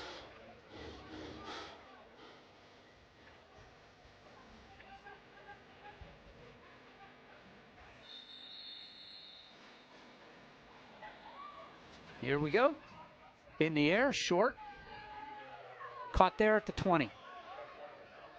Harris, up the middle he goes. He's across the 50, pushing Bulldogs down the field, inside the 40-yard line. It's 1st and 10 for the Chargers. What a return by Chris Harris. I mean, Chris Harris just kept going. I mean, it started with a great hole created by the Charger return team, and then he was just beast-quaking his way through the return and gets it across midfield, and now the Chargers, minute 15, have a chance to get the answer. That's a horrible spot. The one side judge has him at the 38-yard line, and they place the ball at the 40. And there's an injured Bulldog on the field. Harris is a house. Big boy. Great run, great return, and now you set up shop a little bit. You got yourself an opportunity here, and the Chargers on offense tonight, they've been able to pick up big yardage and, you know, a couple different plays, whether it was Samuels on the ground, whether it was Ty getting out, you know, in space, or JJ being able to throw it out on these bubble screens and get some yardage after the catch. Yeah, and the Chargers having 12 points is pretty nice based on the number of possessions So that they've had. wait a minute. They just blew the whistle, and the play clock is already down to 12. There we go. That play clock is wrong. But here's the Chargers. Hayden looking to pass. Avoids one. That's a horse collar. That is a horse collar. Well, a horse collar does not apply to a quarterback. It's in the pocket. Now, it's up for debate whether J.J. Hayden was still in the pocket or not. And I think that's what the official is trying to explain to the Chargers coaches. Wow. They're saying he was still in the pocket, so there's no horse collar. Loss all the way back to the 48-yard line.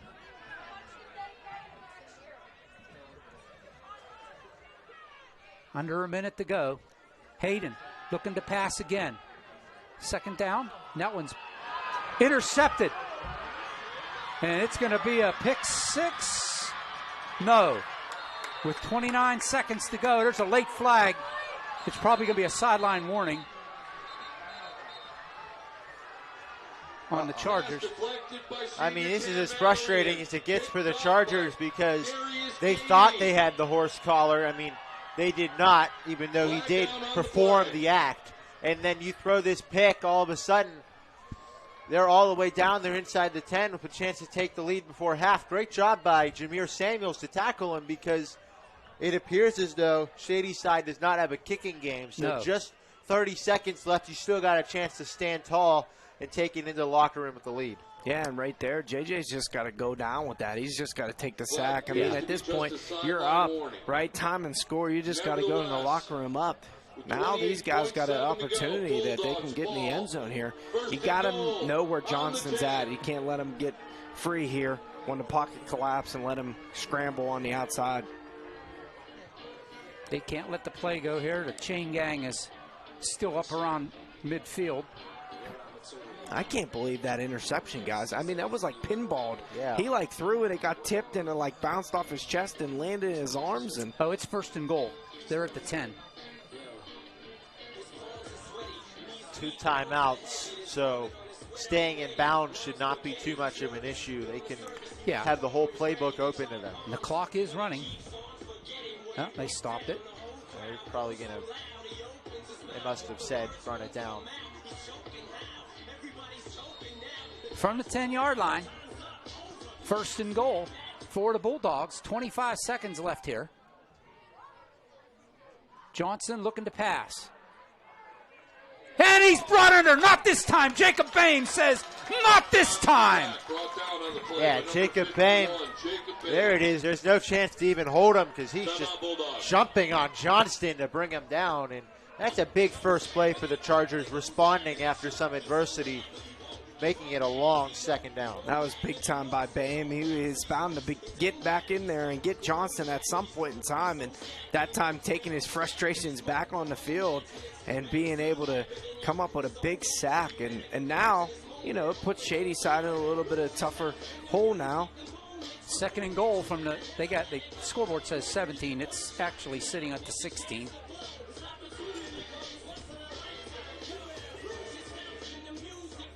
Chargers got to make a stand here.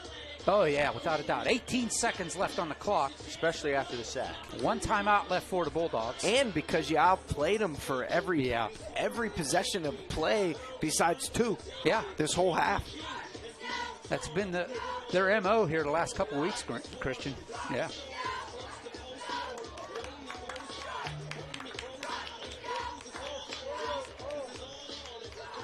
Here we go. Second and goal. 18 seconds, 18.8 to be exact, on the clock. Chargers, can they hold out here? Johnson directing traffic here. Looking to pass. Here comes the blitz. And that one is knocked down. Is that Gilman? Trayshawn Mitchell. Mitchell with the defense there. Knocks it down. It's third and goal. Yeah, Mitchell just in pursuit of the ball. That one was up there for a while. He's able to get there and knock it to the turf. I'm surprised Johnson got a good pass off there. He had a great opportunity there and good play by Mitchell. And the pocket was collapsing again. The Chargers sending the house a little bit there. 13 seconds to go. Play took 5 seconds. From the 16. Trips to the far side for the Bulldogs. Johnson looking to throw. He's going to come to the near side. Mallory. It's intercepted! No, they're saying incomplete. And there's a flag. Is it, as if this is on the Chargers, he's nuts. Oh, it's going to be on him. Yeah, Ty Hawkins thought he that's crazy. Had a pick. Yeah, I can't believe they're going to call a flag on him, too. Well, he thought he was celebrating a turnover, just an incompletion, and the Chargers are in disbelief. Yeah, that's unbelievable. But he didn't do anything. It's not like he turned and looked at the... Oh, they're just saying incomplete. Oh, they're still going to assess the penalty. Saying it was after the play. So that'll just move it closer for the Bulldogs. And it will remain 4th down. 4th down. And that's the key. Right? Because now it's still outside the 10-yard line. They're going to try to kick this. Wow. You got to watch the fake if you're the Chargers. Oh, absolutely. But why fake it and not have your best playmaker out there? You know what I mean? Why not have Johnston out there if you're going to do that? Timeout. Chargers. Yeah, I don't know about that timeout, guys, because you got them to set up for a field goal, right? Yeah. You had all your guys back to defend against the fake. Now they might go over there, think about it, and go for it. Right, exactly. That was going to be my point because, like I just said to you before, why if you're going to go for it, why not have Johnston out there because he's your best playmaker on your team anyways. But now with the timeout, they're going to be able to talk about it, and maybe Johnston does come out now. And they run a play. It's 4th down from the 11.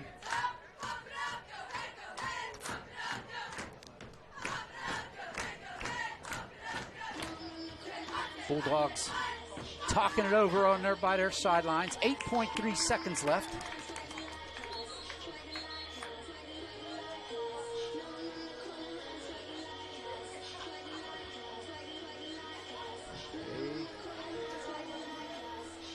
Okay, Logan Parker setting up the kick. Same holder as well. That's another thing that I was looking for. Yeah, that's Nico Grismakowski. Chargers pretty much in the same formation. Yep.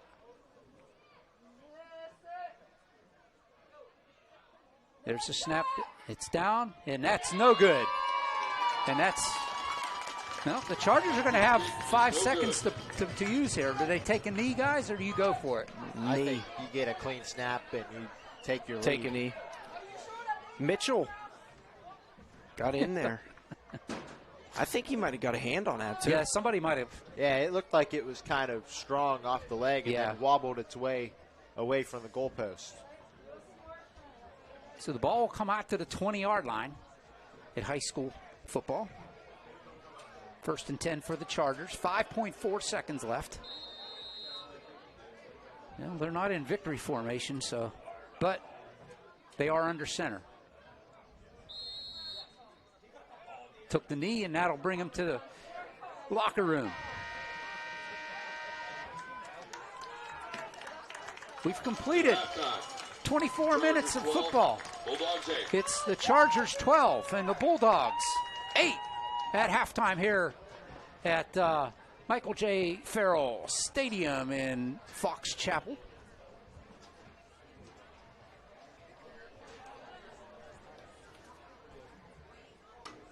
Gear up with Charger Fashions from www.olshgear.com. Customize your gear with the You Pick apparel.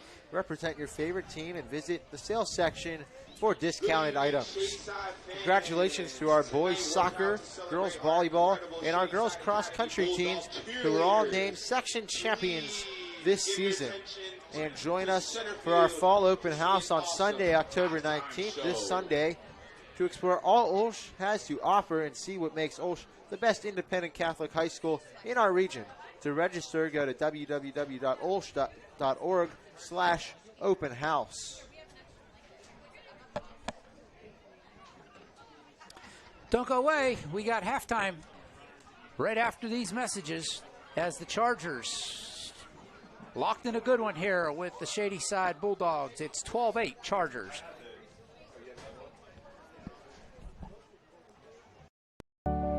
They love the students. They love seeing the students. They want to be part of the kids' experience. They want to participate in any way possible. One of the unique things about OLSH is at the heart of the spirit in which we do our work is the beautiful relationship we have with our sisters. The sisters attend games, listen to games online. They text me, hey, that was a great game, super, really enjoyed it. They are by far our biggest supporters. They come to every show, clap the hardest, laugh the loudest. They're just very, very supportive and want to make sure that the kids know that they're there. They want to be part of it as much as they can. And I do think that really sets us apart, and it gives us strength and courage and optimism, and it allows the sisters to have such a beautiful involvement and engagement in our youth. They're able to see the transformation that happens here. We represent the church, and so we want them to belong to the church, and as a result, we have to reach out to them as much as we can. The seeds that are instilled in them through the Felician core values, caring for the poor, caring for the underprivileged. We see a lot with these students here. They should have that compassion and care towards others. And there's always a promise of prayer on both sides. And I think that's a good relationship right there. That means so much to us that the sisters want to be involved. They're happy to witness all the good things that are going on and truly appreciate the fruits of their labors. Knowing that that spirit continues today is just so gratifying for them and for us.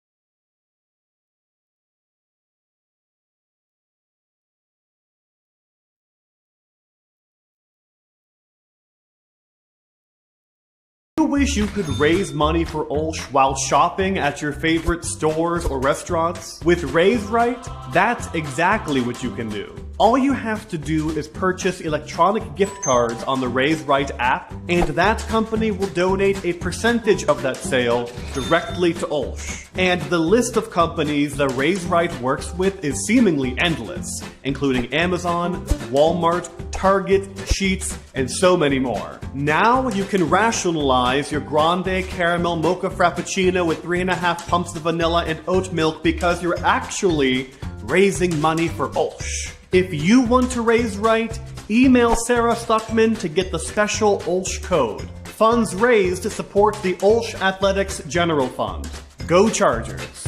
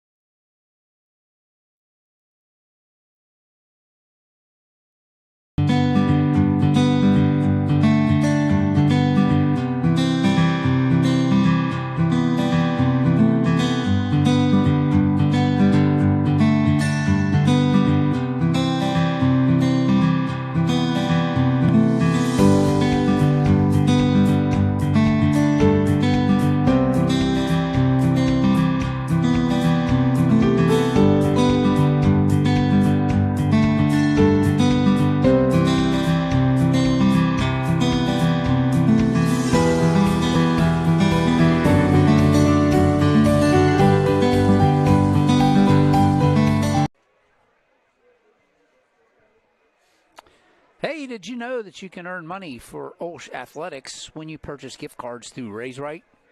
The Athletics General Fund receives a percentage of each physical and e-gift card bought by our program participants. Questions, or if you want to learn more, email Sarah Stuckman at sstuckman@olsh.org. Hey, join us on Sunday, October 26th at 2 p.m. for our annual OLSH Cheerleading and Football Purse Bingo. It will be an afternoon full of great designer purses, side raffles, instant bingo, 50-50, basket raffles, concessions, and new this year, a Lucky Duck Station. For more information and to purchase tickets, go to olshathletics.ludus.com. That's olshathletics.ludus.com.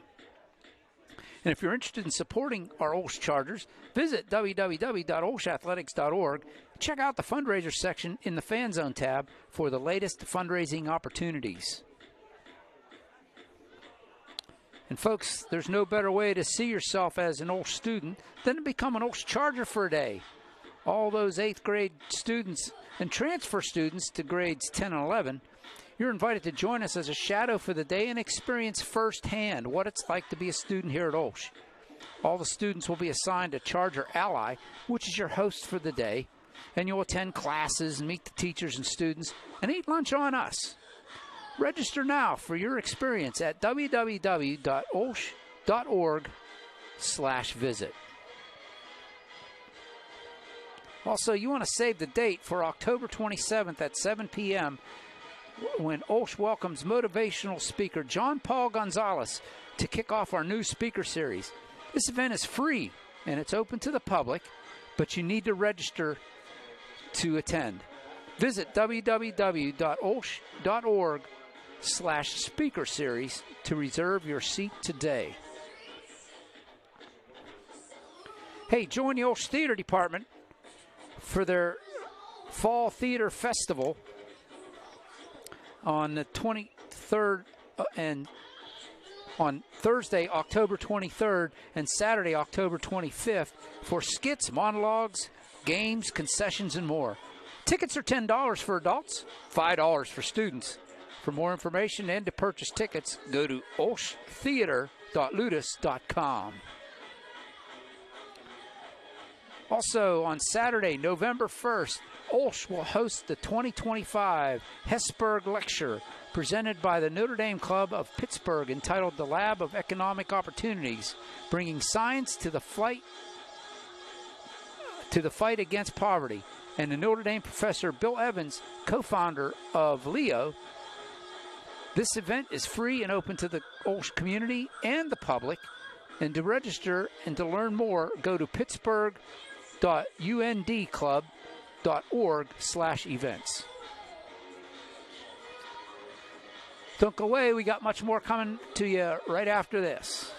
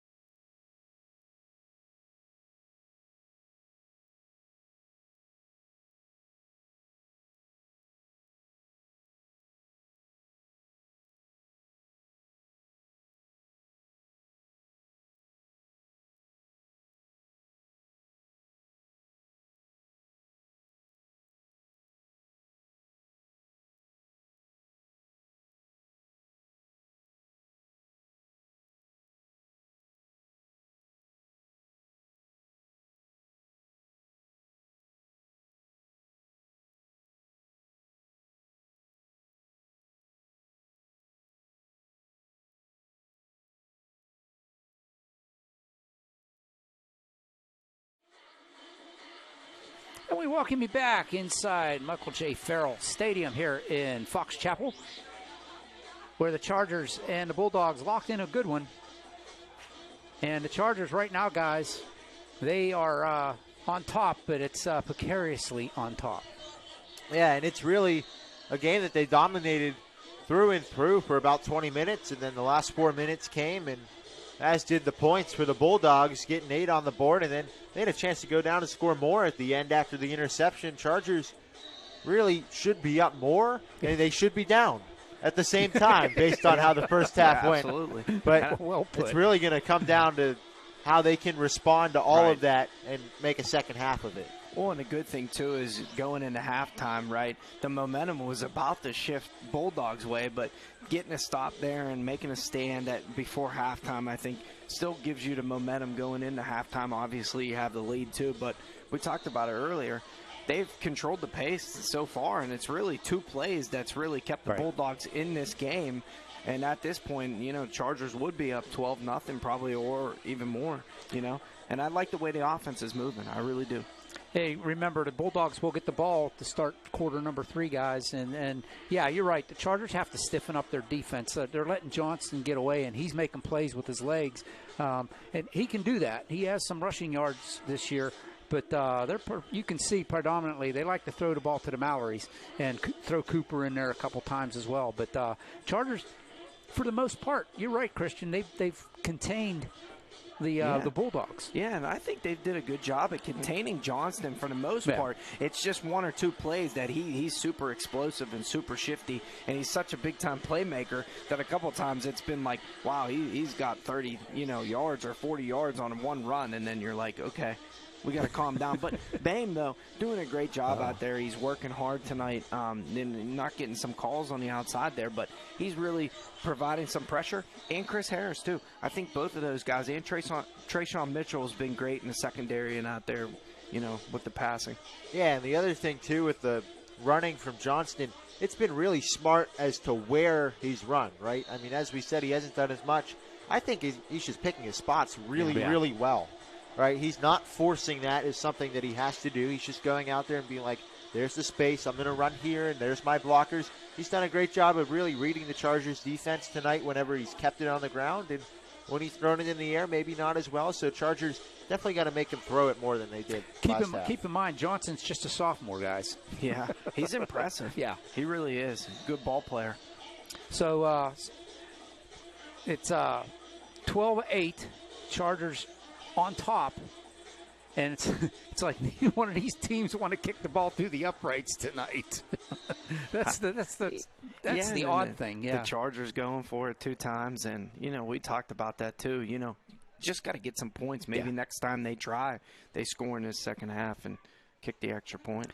Consistency. I think that's what the Chargers need right now. They're too inconsistent. And they've done it this game, and we've talked about it all year, like, mixing in the quarterbacks and mixing in their offense and their packages and different stuff. But tonight they've stuck with their game plan, and it's worked out for them so far.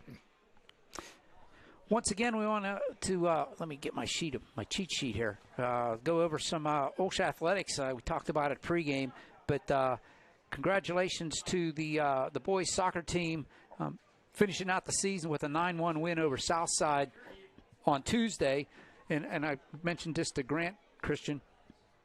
The boys soccer team gave up 8 goals all season, and they scored 9 in their last game. So that's impressive. Big time. They're going to play their first round playoff game tomorrow at Moon Stadium against Greensburg Central Catholic at 1 o'clock. So let's fill up Moon Stadium and cheer on those Chargers because I think they're going to go deep in the playoffs this year. Patty in between the pipes. That's right. Also, the girls soccer team. They're going to play on Tuesday at Springdale in their first round game against Kiwanis Academy at 8 o'clock at Springdale. So if you want to make that trip out there to watch them in their first round, congratulations on the girls in their first round playoff game. The volleyball team, they're going to be playing in their first round playoffs on Tuesday as well. And they're going to be playing at the AAC. So if you haven't seen the new AAC, and I'm raising my hand, I haven't seen it yet. I may go out there Tuesday to watch the girls take on either Carlington or South Allegheny, who are going to play the night before for a play-in game. So the Chargers in their first game, and that's at 7:30 on Tuesday. And then the girls cross-country team are out at White Oak for the WPIL Championships on Thursday next week. That's a big day in my life, Thursday. And they'll be running out there at White Oak. That's where they just ran this past weekend, so they're familiar with that course. And I was telling Grant, the old hockey players, they got quite a few of them this year. Yeah, they're getting out there on the ice. Yeah, they in case you don't know, they co-op with Swickley Academy, so they'll be wearing the Panther uniforms on the ice, but they are 1-2 the team. Their next game is Monday against, they're going to make the trip up and play Knock. I forget there, I think it's called the Pond or something out there, out that way. But they're in action this week as well. So OLSH Athletics. Oh, and I got to remember Jonah Schollert is going to be playing Monday and Tuesday out at State College for the State 2A WPIL Individual Championship. So everybody, cheer on Jonah. So, all right, anything else for the first half? The Chargers, they got to go out there. They got to make their adjustments, and really I think it's all going to be about reading the defense in the second half, just seeing what they're giving you, because the looks have been there in terms of the safety placement by the Bulldogs. So you just got to look and see and, just be intelligent at the quarterback position and take what they give you. Yeah. Defense to start the first or second half here. That's going to be a big one here. Can't let Johnson get his way and get out and scramble a little bit and get the offense moving. You want to play field position game, obviously, for the Chargers. And, then you want to get the ball back and you want to sustain a long drive. Hopefully get some points, but if not, at least flip the field. Yeah, but my take on the second half is ball control. No turnovers second half. I think if the Chargers can not turn the ball over and play the solid football that they've been playing, there's a good chance of coming away with a W today. Yeah, definitely. Defense got to get one, too. Come on. Let's not forget what's at stake here. Playoffs could be on the line tonight. If they lose this one, they could be out. If they win, they're definitely in a great spot. Only dubs. I think they can still make it if they lose tonight, but, boy, it really makes it tough. Then you're going to have to win next week and hope for some help. Yeah. So control your own destiny right now. Win this game. No doubt. You're in position for it. All right, we'll be back in a little bit for the second half. Don't you dare go away. We'll be Teal Sports Network. Grant Kalish, Christian Harbaugh, I'm OLSH saying, don't go away. We're coming right back.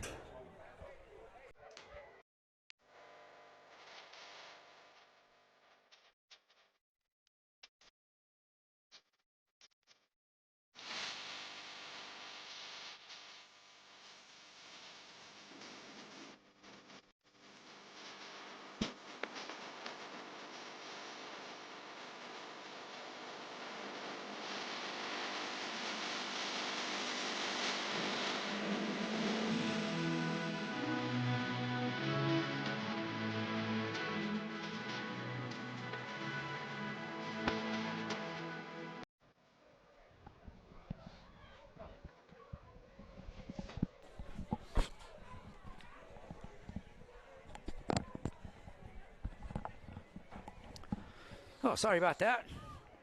Little press box going on here. But, yeah, the Chargers, you see the score, Chargers 12. You can't see who they are, but you can see the scores. Chargers 12, Bulldogs 8. And you can see how much time before they were supposed to start the second half. And like I said, the Bulldogs will get the ball. Yeah, now I'd like to take a moment to say happy birthday to my cousin Preston, turning 13 today. There you go. So, happy birthday. Happy birthday, Preston.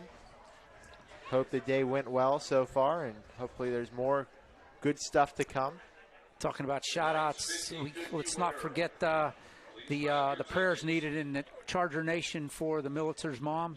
Coach Dawn and Nick Militzer's mom collapsed last week at the football game, and she's in the hospital right now and needing your prayers and thoughts. So we're thinking about her. And Mrs. Militzer, if you're able to watch in the family, we're thinking about you. Absolutely. But yeah, it'd be nice if the Chargers could come away with hold on here, come away with the victory, pull away. They, like you guys said, they controlled the first half with just a couple plays, and that's been the MO the last couple of weeks. They play a great game. 3 or 4 plays, and it just destroys the week. But let's hope that doesn't happen today. Yeah, and you said pull away. Now, normally I'd say, you're just trying to win the game. But at this point, in the position in the playoffs they're trying to get, these people are going to be looking at box scores. Exactly. Right? So you want to try to win by as many points as you can because No the doubt. better you look, Yeah. the better chance you have of getting in and the better chance you have of getting good seed. Right? No doubt. Don't forget, next week, final home game, most likely, especially for the regular season, the Golden Eagles from Keystone Oaks will invade Moon Stadium, and the Chargers, that's a big 2A game. It's not a section game, but it's a big 2A game, especially depending on what the outcome of this one. So yeah, and it's definitely going to matter, like Grant said too, like the seeding wise. Even if you win tonight, you're possibly most likely in, but you want to get that win next week for seeding purposes and where you're at and who you're playing. Yeah, you definitely don't want to make a long trip or a tough trip in the playoffs. Right. And you want a good matchup too. Yeah. let's see, our Chargers touchdowns were scored by Thomas Pino, his third of the year, and Jameer Samuels, Deuce scores his fourth of the year for the 12 points for the Chargers. They got to get Pino involved again in this second half. I really think he's a playmaker. He's the guy that you got to target.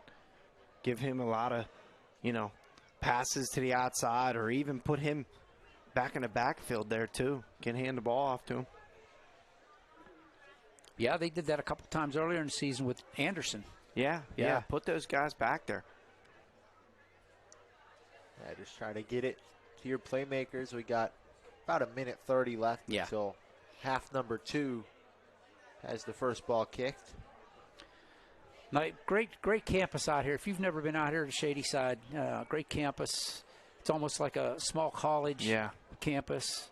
You can see across the way. If the camera goes up a little bit, the press box on the far side. We're on the visitors' press box.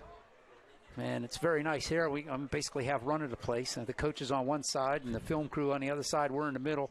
So it's very nice. Folks out here go out of their way to be nice to you. Yeah, definitely a very nice place to be, and, very nice turf field down there. It just feels like quality, and I was down there before the game, and just seems like a good place to play. I can't wait to come out here and do a baseball or softball game. Yeah. Man. Behind our press box here is there you see that's the home press box and bleachers. It's a nice facility here, and but back behind our press box is the all turf field back there. There's a soccer field down there. There's I think a lacrosse field down there. I should say soccer pitch. Lacrosse field down there, a baseball and softball field that are kind of like batted up against, kind of like at Youth Town, but it's all turf, but it's gorgeous. And I can't wait to come and do a game next year, or this spring. This year. Yeah. This season. We'll yeah. All right, getting ready for the Chargers to kick off here in quarter number 3. I think we're going to try to keep the lights on this time. The coaches didn't know they turned our lights out. So I told them if they couldn't see, go ahead and turn them out.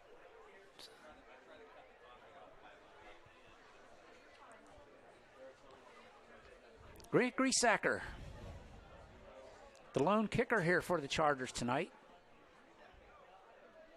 He's going to do it for the third time. Yeah. Let's hope he can do it a couple more times.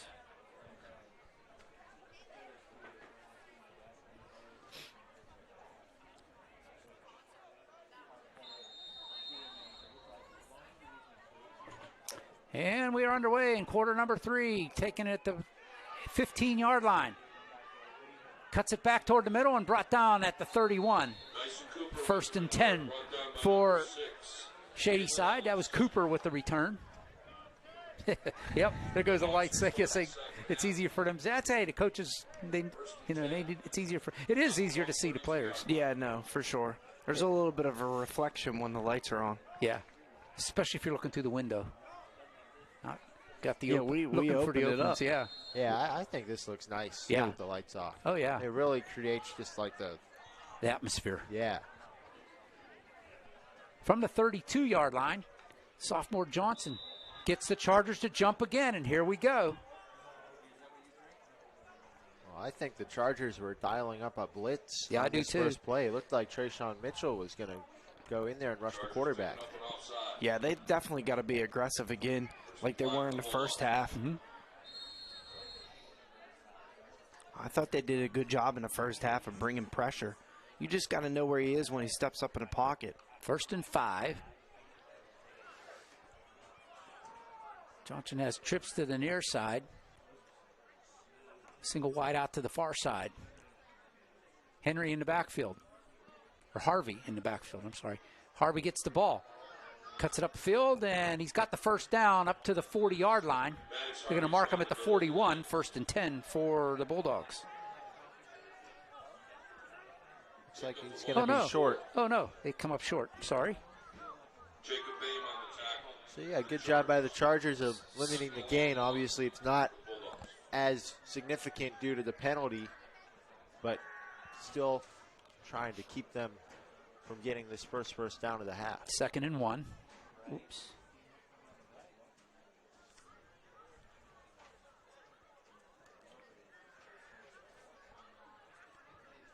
Johnson has Harvey in the backfield, hands it off to Harvey. He's got the first down and more. Up close to the 45-yard line. They're going to mark him at the 45, 1st and 10 for the Bulldogs. Harvey up the middle for the Bulldog first down. Yeah, so after dropping back for the majority of the first half, Bulldogs come out, a couple runs to start things off. They've worked, picking up the first down. Just underway here in the 3rd quarter, 12-8 Chargers. Johnson looks over, look here for the play.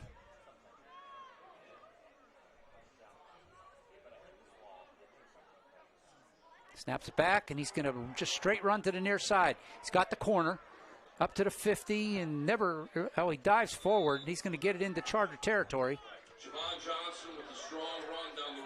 to the Charger 49-yard line. Yeah, that was a great design there by the Bulldogs because they put their big offensive lineman at tight end there and just got the critical block on Jacob Boehm, able to create the corner for Johnston and pick up a good drive starter on first down. That was probably their adjustment at halftime, too, to put somebody, big boy over there to block Boehm. 2nd and 6. 2nd and 5, rather, from the Charger 49-yard line. Hands it, no.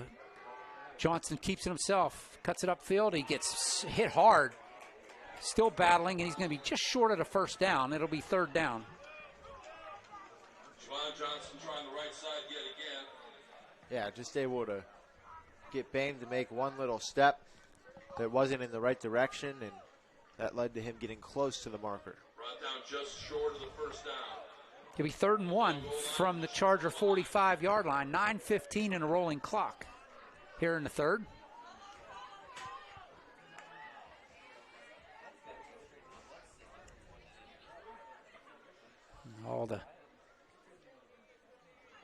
I hate to call them skilled players, but the non-linemen look over to the sideline. Hands it off to Hart. No, he flips it out to the far side. Cooper has it. Avoids one tackler. He's cutting it up the field. Tried to jump cut around the Charger 30-yard line. It'll be a first down for the Bulldogs inside the Charger 30.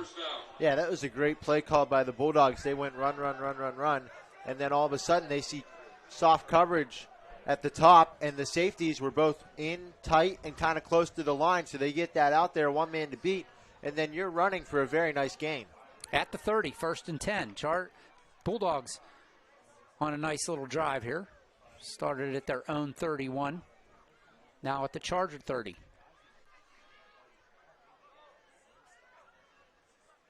Hands it off to Harvey. Little slant move. Can he get to the outside? He's going to be flung down there. Good tackle. But not before he gains about 4 yards. Tackle there by Owen Nestor. Yeah, and you could just see that the Bulldogs were going to just try to run the ball away from the people, get their back some momentum. and just finding open space. That's really what they've been doing all night, just doing a good job of finding where the defense has their hole. Johnson and Harvey in the backfield. Twins to either side for the Bulldogs. Check that as trips to the far side. Johnson's going to keep it up. He's hitting the backfield and never gets to the line of scrimmage. Brought down there by a couple Chargers. That's what the Chargers need to do. That time, just a good push by the front line there to get through, and good job by Harris and Bame and Trayshawn Mitchell. Got all those guys on pursuit there. 3rd down 9 from the 29. Play clock's at 10. Got to be careful if it's a run to the top through the Chargers. Not a lot of guys over there. And they send one in motion, Cooper, and he's going to try to throw it. That one gets tipped, and that's a zigzag pattern. The Cooper cut it upfield, and Johnston threw it like an out pattern, and it falls incomplete. Well, that was pretty similar to a run to the top. A lot of open space right there, just trying to get it to a receiver. But unfortunately for the Bulldogs, just not looking where the ball was placed, and I think the ball was placed where it needed to be. The receiver just wasn't there for it. Right. Yeah, I think miscommunication on quarterback Johnston and Cooper out there in the flat. And good job by Mitchell to get a hand on it. 4th and 9 from the Charger 29. Chargers need a hold here and turn it over on downs and then start it back up the other way. Johnson's looking to pass. Here comes the rush. It's Bame again. And this one falls incomplete, and there's a flag. And there was nobody near that receiver. If he calls something on the Chargers, I'm going to eat my hat. I mean, I think, was that a late hit? Is that what they're trying to say? I'd love to see what the call was. Because, I mean, I was very surprised that the Bulldogs went with such a tight formation. Yeah, it's against the Chargers. That'll be a Pass interference. Interference. There was nobody near that receiver. Nobody near him. How's that pass interference? I don't know. There was nobody near him. And the ball wasn't even catchable. No, well, that doesn't matter in high school. But even still, you're not going to throw the flag if, you know what I mean? It wasn't excessive. Just how seldom pass interference is called in high school, right? For that to be pass interference, right, is just quite astounding. Well, that's Chris Harris right now was talking to the official. He says, how was that? He was talking. He had his hands out like what was that? 1st and 10 for the Bulldogs. Well, Al's in need of a new hat. Yep. It's at the 19. Johnson looking to pass. He got this one out to the flat. Avoids one tackler, avoids a second one. Breaks a third. Gets it inside the 10. And they muscle him down to the ground. It's going to be a 1st down for the Bulldogs. It's going to be 1st and goal. Yeah, that was just a physical play. It looks like we have a Charger down, and they didn't even throw where the space was. I mean, I think Harvey was open at the bottom for a touchdown coming out of the backfield. Instead, they go to the top, and just a nice run after the catch, but concerned for the Charger down. That's Dior Adams, I believe. He's the down Charger.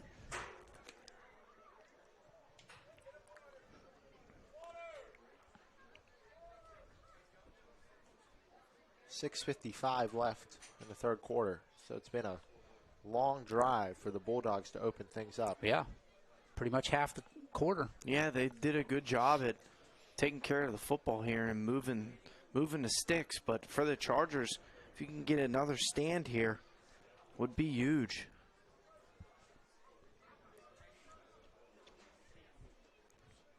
Looks like they're rolling Dior, sitting him up. He was on all fours. No, he's still, he's sitting up now.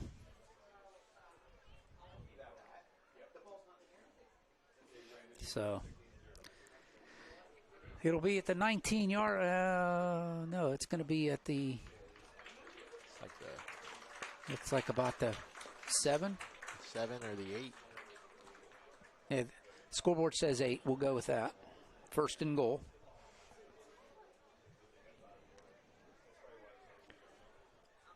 So now no more first downs to pick up. Chargers just got to defend the big white line. Yeah. This is when we need a turnover right here. If you could get one or a big-time sack, a little bit of momentum, get the energy back on your side here. Yeah, maybe intercept. Be nice. Johnston with Harvey in the backfield. Johnson looking to throw. Here comes the pressure, and down he goes!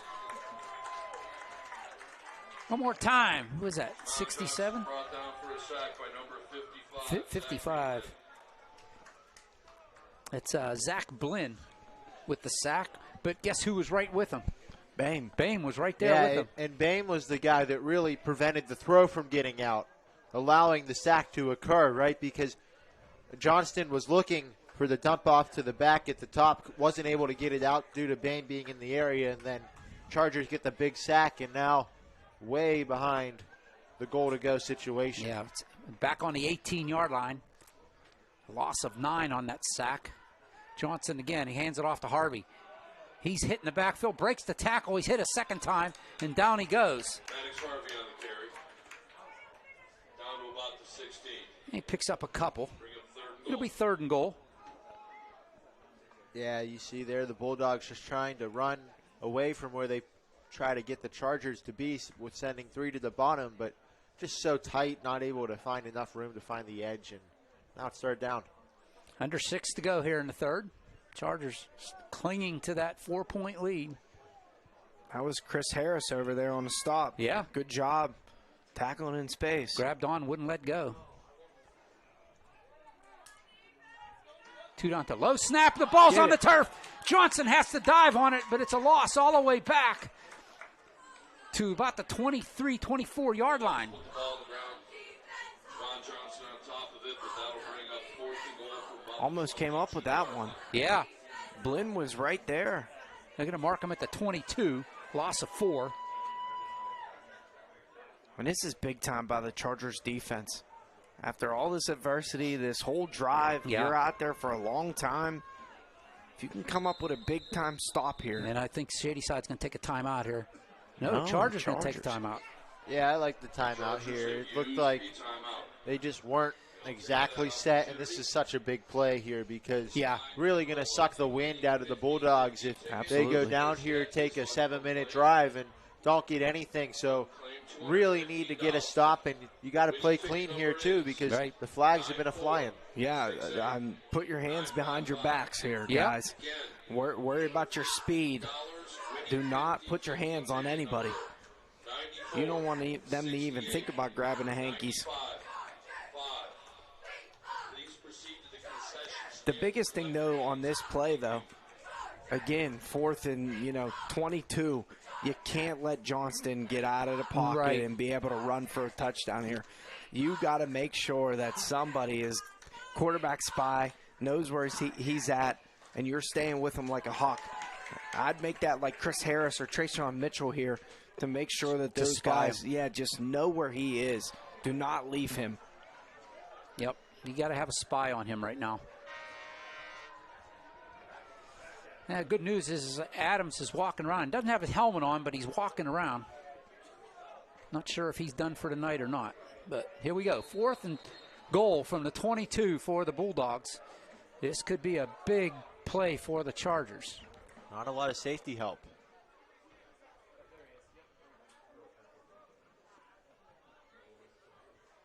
Here's the snap. Looking, here comes the rush. He eludes 1, he eludes 2, he flips it down the field, and this one's going to go incomplete. I see no hankies. Turnover on downs. Chargers take over on their own 22-yard line. Yeah, they forced the pressure, but it really does play into the advantage of the Bulldogs, but good job by the coverage. It really took those guys at the bottom, all sticking with their receivers and forcing the incompletion, and now the Chargers are going to take over with a chance to just already start to run the clock, and you punch one in, you're feeling really good about yourself. Right, and Mitchell, they brought the pressure on that side, flushed Johnston out of the pocket, and he had a good run to get outside the pocket and made a nice throw, but Nestor, good job, good coverage downfield, good one-on-one coverage.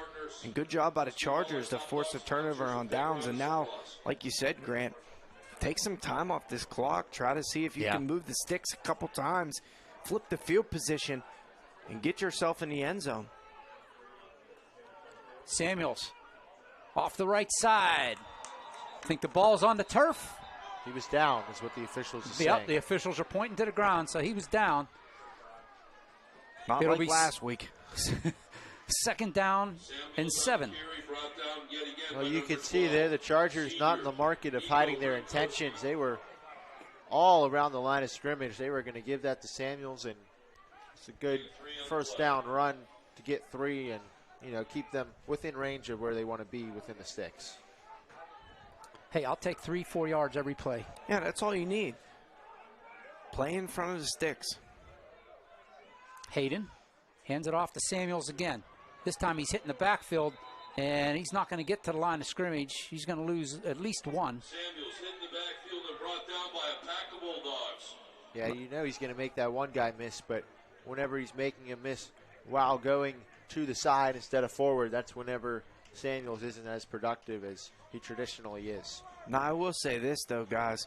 They're still going to have to be able to willing to be a little bit aggressive and throw the football, right? Because if not, Shady Side's just going to pack the box and just know exactly what you're doing, hand the ball off to Samuels every time. So they're going to have to do something else here.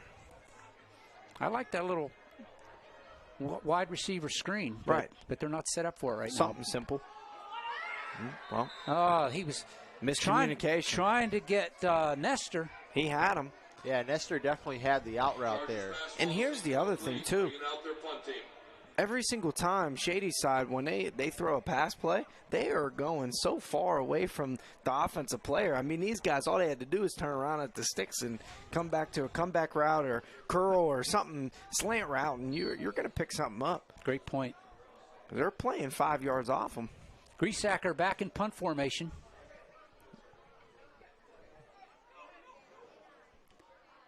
Gets it away, end over end. Hits at the 50. Takes a Charger bounce, and it's going to go out of bounds. Yeah, it does. At the Shady Side 44. Griesacker's punt is out of bounds. Yeah, and that was a great punt, as they had been all year by Grant Griesacker, just to get it out and then just to deliver the bounce and the roll. I mean, it's just all been so great from him this year. No, he's did a great job, and good job to give him time and protection back there to be able to make good punts. I'm gonna predict a big play by Tonery on this series. Yeah, I mean, this whole time the defense has held up and did a great job. We're just looking for a turnover. I mean, one time. They've had opportunities.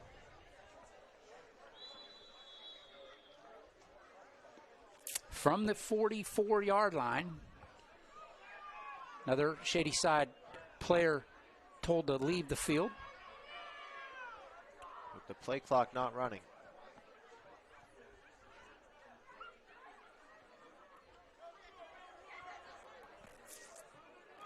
Now it'll go. Harvey and Johnston in the backfield. Johnston to take the snap.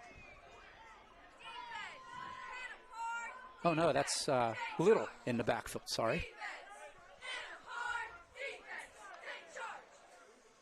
Johnston, a little trickery. It's Little with the ball. He gets up to the 45, no further. Short gain. Second down.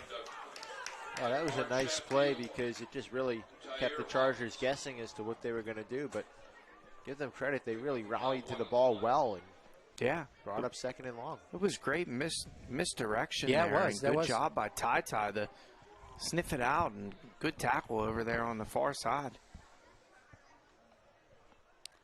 2:34, and the clock is rolling here in the third.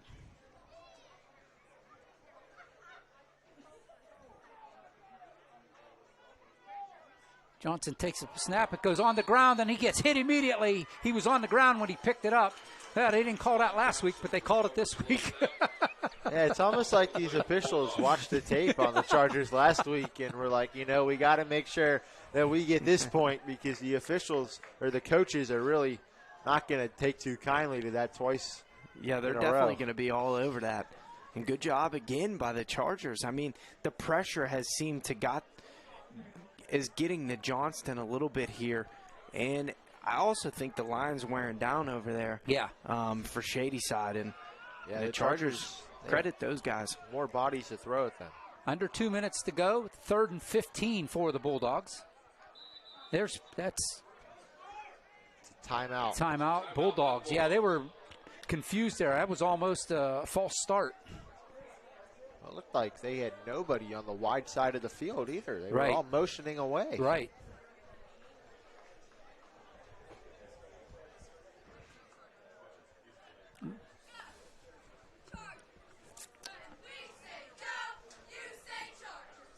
.137 on the clock when that timeout was called.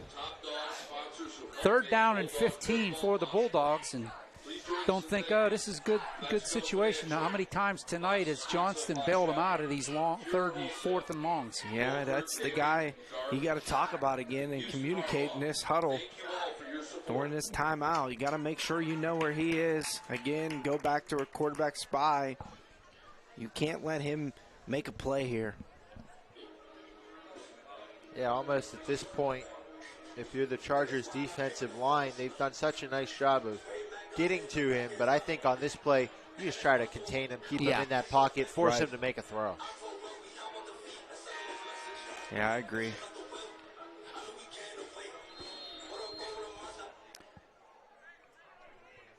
Third and 15. Yeah, they're all bunched up. Is that 2 or 3 receivers over there to the far side, the short side. Little comes in motion. Johnson straight run. Now he's going to throw it. He's going to flip it down the field. Little too far. Had the right play. He was open behind the D.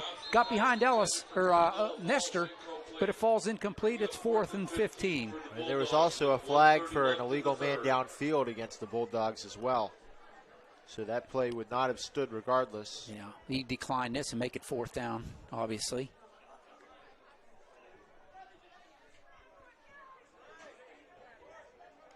Yep, they do. So it makes it 4th and 15.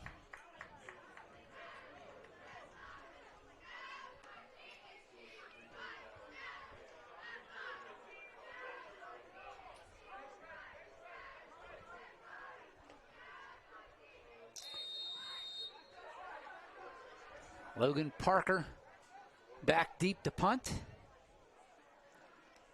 As you said, Grant, they've already used their fake punt, so I bring the house here.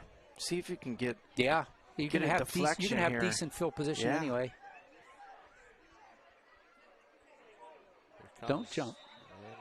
And there's a flag. Oh, I think false start. Yeah. Yeah, that was caused by the Chargers just kind of like jumping at the line, like daring them. Are you ready? You ready? And then they it was got Chris ready Harris, too soon. I think. 4th and 20 now from the 34.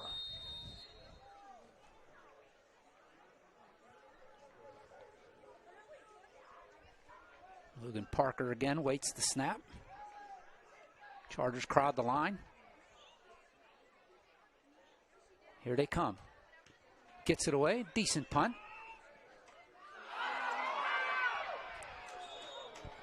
Go ahead, Christian. I'll let you say it. Oh, my. Just get away from the football. I mean, at this point in the game, too. Yeah, it's cold. Every single time. It's hard to catch the ball. And that was kind of like a duck. It wasn't like a good – the ball wasn't spinning to him the right way. And his defense, though, he hasn't done that much this year. No, he hasn't. But it only takes one. But it only takes one. Yeah, one time. And we can't afford that right now. 12-8. Yeah. Come on. 1st and 10 for the Chargers at their 40-yard line. Is that Bush? There it is. There's a flag. I hear the coaching staff saying he saw a face mask. Yeah, that's what they're yelling for, and they call it immediately. And, you know, the Chargers really all night, they've been doing a good job of running out of the 2 to each side set, just spreading out the defense. And at some point, Shady side's going to stack the box more on that, and that's when the Chargers are going to have a chance to have a big play. Well, that'll move it all the way back to the Shady side 44, guys. 1st and 10 for the Chargers. Now the Chargers are on Shady side of the field with 1:12 left here in a rolling clock. You got to score on this drive. Yeah. I feel you have to too, Christian. Can't let them hang around. Bush with the run. He's going to be hit. There's another flag. I would love to see JJ just one time just keep the football. Every single time he could just keep it and go. I think that's what he's talking about right now to the sideline, to the coaches. Like, hold on the Chargers. And with the set that they're in, he has blockers with the wide receivers on either side. I mean, he could take off. He might have ran in the end zone there. Of course they got called for holding. It's been a common theme. Not the holding part necessarily, but the called for. So that'll move it back to the Charger 46.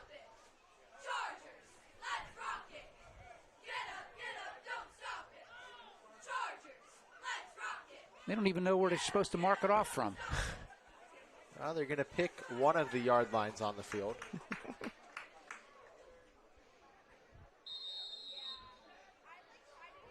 Oh, it's second down. They decline that penalty. Here he goes. Here he goes. Hayden cuts it upfield. He gets a couple to about the 41. I knew he seen it. I knew that was what he was trying to tell the coaching staff. Obviously, we're close to sideline here, so we could see it. But I wish he would have did it the play before. He had all the daylight, but that time Bulldogs are over there to be able to tackle him. But he's still picked up a nice game. I mean, that's what you're looking for. 3rd and 7, 13 seconds left. They're probably not going to get another play off this quarter. Yeah, and why would they want to? They want to start to run this clock down. Yeah. Because if they can have the rest of this drive, obviously you got to convert here, but rest of this drive can take a lot of time and they can score. It really puts them in an ideal situation. Absolutely. And I still stand on, I think, have to score on this drive because you don't want it to be momentum, 12-8, still, Bulldogs get the ball back. Defense has been out there a long time making stops, so they're a little tired. You don't want the crowd to get into it for those guys in Johnston to be able to make a play. All right, once again, back on the air next week. Final regular season game for the Chargers.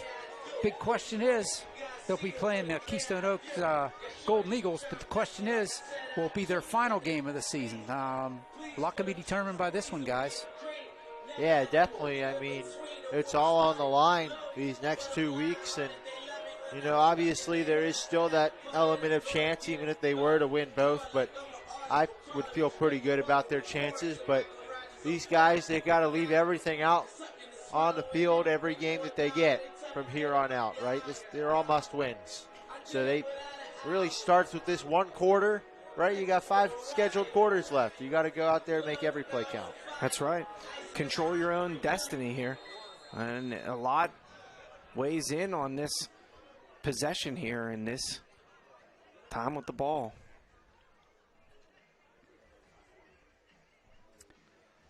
Well, Samuels moves up and Hayden throws it, gets it out to Anderson. Anderson up close to the first down, but he's going to come up a couple yards short. Yeah, that was a good job by the Chargers, just running the streak and slant at the bottom, get their guy open. And as you said, Christian, they've been playing off the ball a lot, but now it's 4th down, you got to convert. Yeah, and there was your out route there by Anderson, and good throw by JJ. He put it on the money, and now you're 4th and 2. I really think you have many options that you can do here. I mean, JJ can keep the ball. You can hand the ball off to Samuels. Could probably throw it out on a bubble screen. I'd give it to Samuels right like up the middle. Run to the top. No funny stuff. There's Samuels. He's got the first down and more. He's into the backfield, and he's dragging players down to the 20-yard line. 1st and 10 for the Chargers. And there it was. There were no guys at the top of the screen off the line for the Bulldogs, and Samuels just able to get it, recognizes that, takes it up, and then he goes for some extra yardage, and now the Chargers are really set up well. Deuce on the loose again. And Chargers have so many weapons, so when they space it out like that, and a lot of these guys did some things tonight, so they got to keep them honest, but good job by Samuels.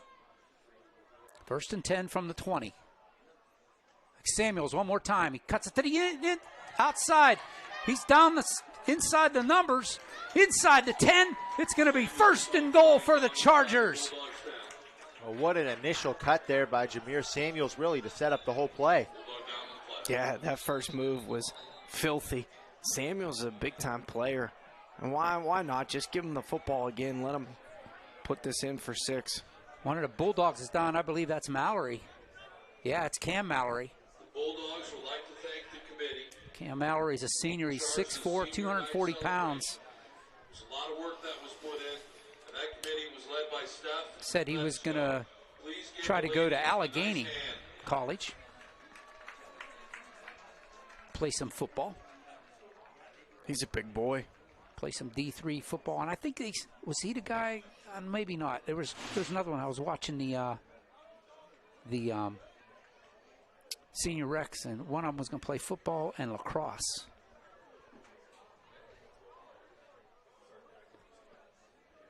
First and goal for the Chargers inside the 10. It's about the 8-yard line.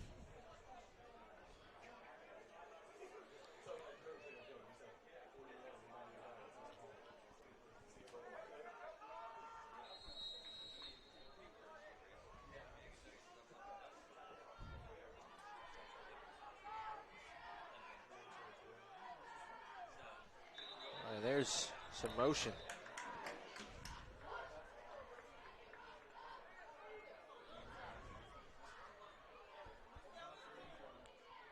Against the Chargers. I don't know if we've gotten a signal yet. I don't. Yeah. It is a false start. Senior Elijah McGinnis was drawn offside by an illegal procedure penalty. That will cost the Chargers 5.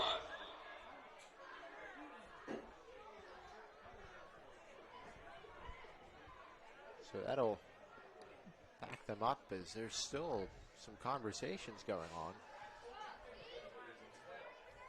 They never moved the ball.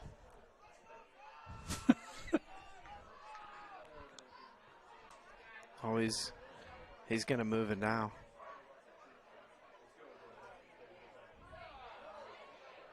They're going to they're saying move it up. They're saying it's against the Bulldogs. That's what I thought it was. Encroachment, Got a little bit too excited to get to Samuels. So it's first and goal from the 4 now. Now you just Samuels. Deuce gets hit in the backfield. He lost one back to the 5. They're going to mark him at the 6.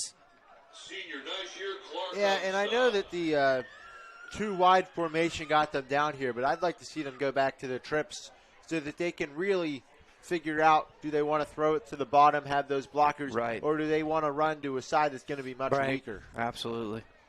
No, you're right, 100%. Christian, and I think too, like they could have kept that one there. Everybody in this whole place knew it was going to Samuels. Yeah, again, Christian, I agree with you there. It's where JJ could have put it in Jameer's gut and taken it out and gone the other direction. He'd probably still be running. He's going to pass it into the end zone, and it's Nestor for the touchdown. Owen Nestor with the 6. It's a 6-yard pass, and the Chargers add to their lead. Oh, there's a huge touchdown, and it's just the out route there by Nestor. I think the Chargers ran the same routes on both sides of the field, and J.J. Hayden kind of got to choose without having to make different reads. He could just see it. Oh, he didn't like it on the top. He went to the bottom, got Nestor, and got 6. Yeah, and Nestor ran a great route there, and J.J. put it right on the money, right where he had to, for Nestor to be able to catch it so the defender didn't deflect it. Little flip pass, and there's a flag. It's probably, watch this, it's going to be against the Chargers. It was good. I think it's going to be an illegal touch or an illegal man downfield.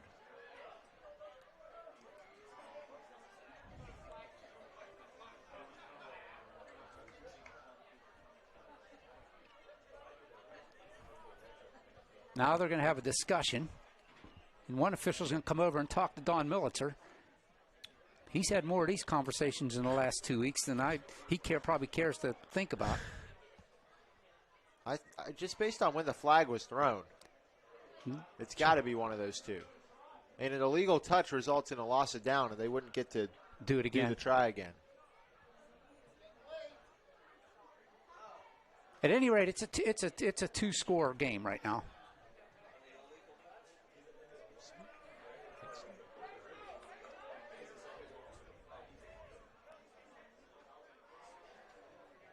They're still talking about it. Yeah, I mean, they could write a book about what they're talking about with how long they're taking. Who was it? Who caught that? Was it?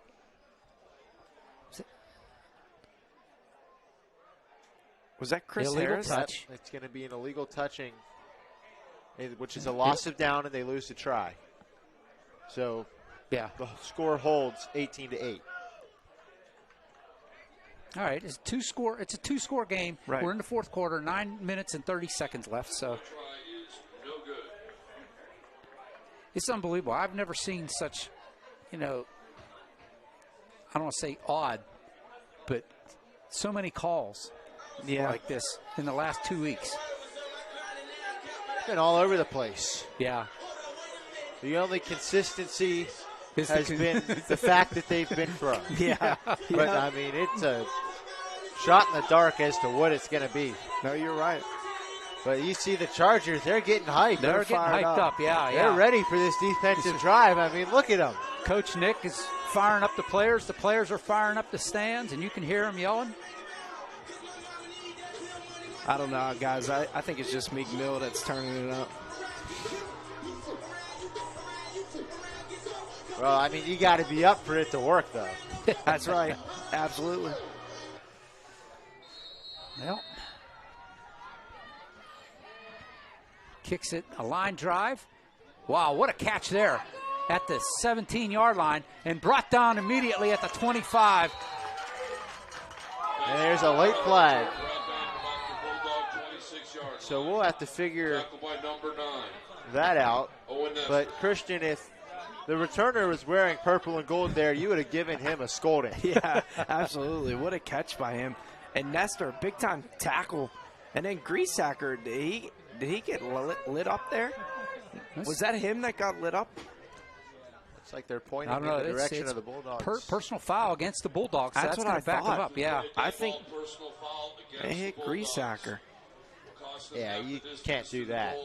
The kicker. And that's just frustration. That'll be half the distance to the goal line. So yeah, they can't have that. That's especially, high school. These kickers, they do other sports. I mean, Griesacker, a big part of the soccer team. I do think that's over the line to try to light up a guy, especially with his frame. He's not trying to make a tackle. No. That'll move him back to the 13-yard line. 1st and 10 for the Bulldogs, trailing by 10. But that's exactly all that is. They're just frustrated because of the last couple plays and obviously being down.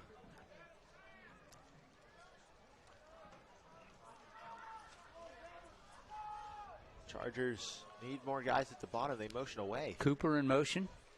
Hands it off to Harvey. Harvey, big hole, but he's hit immediately. Picks up 2 to the 15. Second down. Close that gap right away. And Gilden in there on a tackle. I guess officially that's a 16. They picked up 3. That clock is running. Oh, yeah. Under 9 minutes. And it's a long field, and they got to do it twice.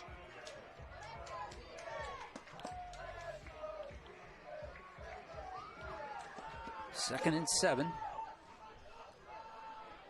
from the 16. Cooper again in motion. Johnson with the snap. She's looking to throw. Looking downfield.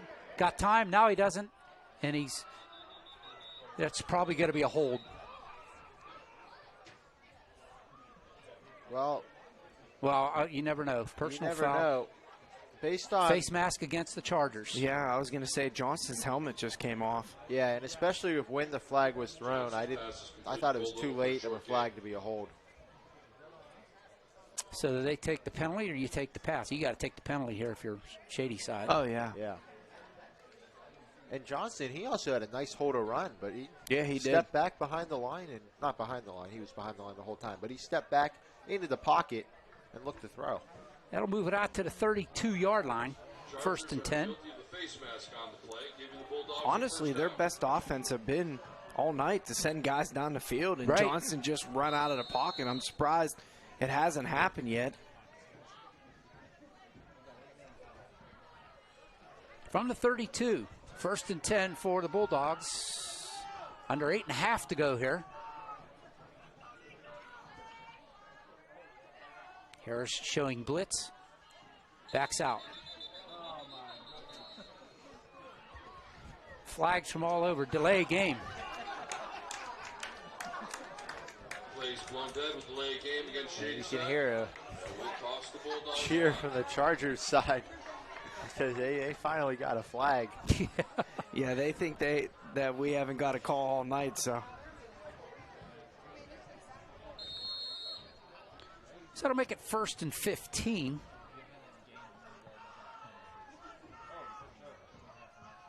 From the 27. They change up their look a little bit.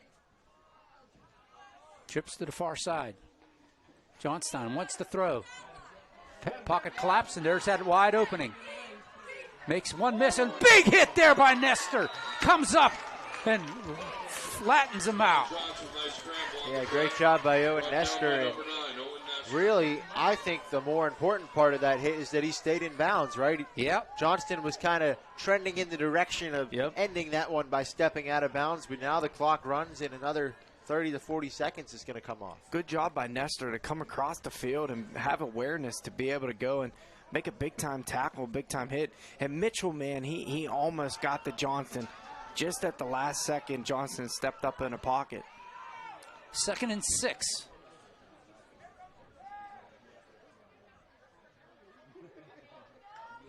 Johnson looking to throw. Catch is made. Brought down. It's going to be short of the first down. Out to about the 40-yard line. Yeah, good job by the Chargers making the tackle. Short of the first down. Right around the point of the catch. Make it to 39. They're going to get a chance to bring up 4th.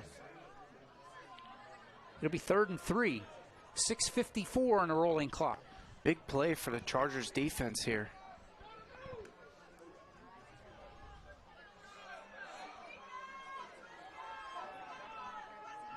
Trips to the near side for the Bulldogs. Shady side now. 2 Chargers down.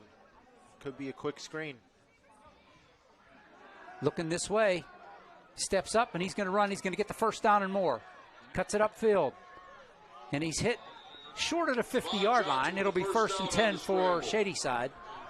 Yeah, and Johnston had the guy open at the bottom with blockers, but he figured why risk put it in the air when there's so much open space to the top because everyone was down low, and there he was moving the chains. And really at this point for the Chargers, you just want to keep them in front of you. Yeah. You know, all you want to do is wrap up and tackle in space. Even if Johnson picks up a couple yards here, you're playing. They're playing the clock as well. Right. Down 10. They're down 2 scores. As you said, Grant, too, they kept them in bounds, so the clock keeps running. Right. 6 minutes to go from the 47. 1st and 10. Looking to pass.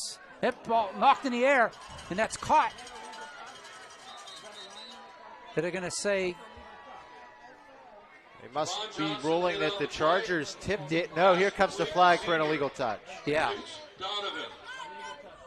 That's a loss of down. We just went through this. We got the rule book master next to us.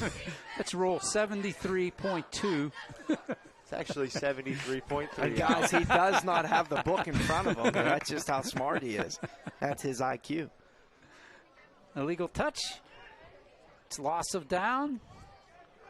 How many times you read the rule book? Just every night before bed. Illegal touching against Shady side. Nice catch, Trey. So it's 2nd down and 15.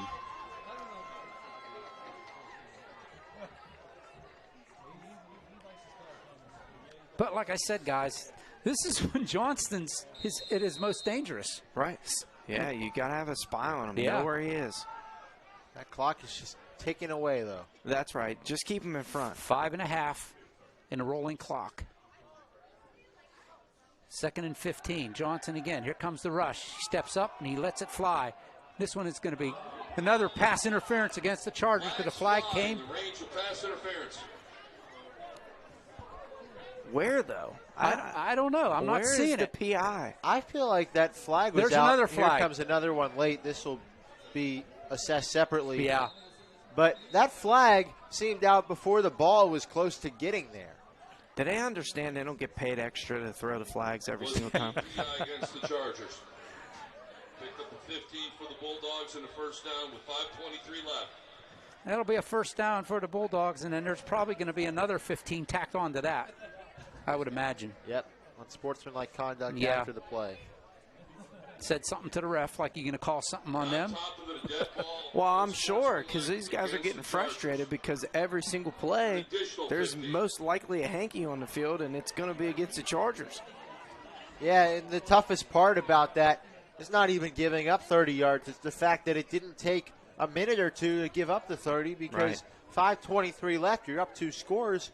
You're just trying to have this drive last as long as possible, and just to give up all those yards without any time coming off is a killer. And I'd really want to know where the PI came in. Yeah, there. it's. I mean, it was good coverage downfield. He didn't knock him out of bounds. No. He didn't look like he was handsy with him. Nope. Not sure where that was. He was running full blast down the sideline. It was a jump And ball. with Nestor the came timing over of the flag, I would have preferred to see a hold or an illegal contact. Right. 5:23 on the clock. It's 1st and 10 inside the 30. They're marking it at the Charger 28-yard line. Come on, a turnover here would be great. Oh, that would be awesome for the Chargers. From the 28, here comes Johnston to throw it again. He's going to throw it. That one's going to be, watch out, you get called for piling on there. They're going to say it was a catch. What a catch. That's good for the Chargers because minimal game clock runs. Right. I mean, that's all you want. Keep the ball in bounds. Yeah, you want keep that the ball to be clock caught. moving. Yeah. 2nd down, 7. At the 25-yard line. And Shady side taking their time here. They need 2 scores, and we're under 5 minutes to go. That's what I was about to say. What are they doing? Huddling up. You'd think they'd be getting up to the ball early, quick. They have possessed the ball for a long time here.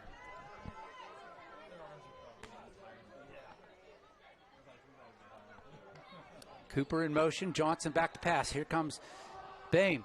And this one is, there's a hold. There's a flag in the way of hold. The passes falls incomplete. Another flag. Unless it's face mask against the Chargers, you never know. Well, right there, Johnston thought he had his guy on a post, but he kind of forgot what all the routes were on that play because they had another guy running into that area, help the Chargers to break that one up. Yeah, they kind of ran on top of each other there.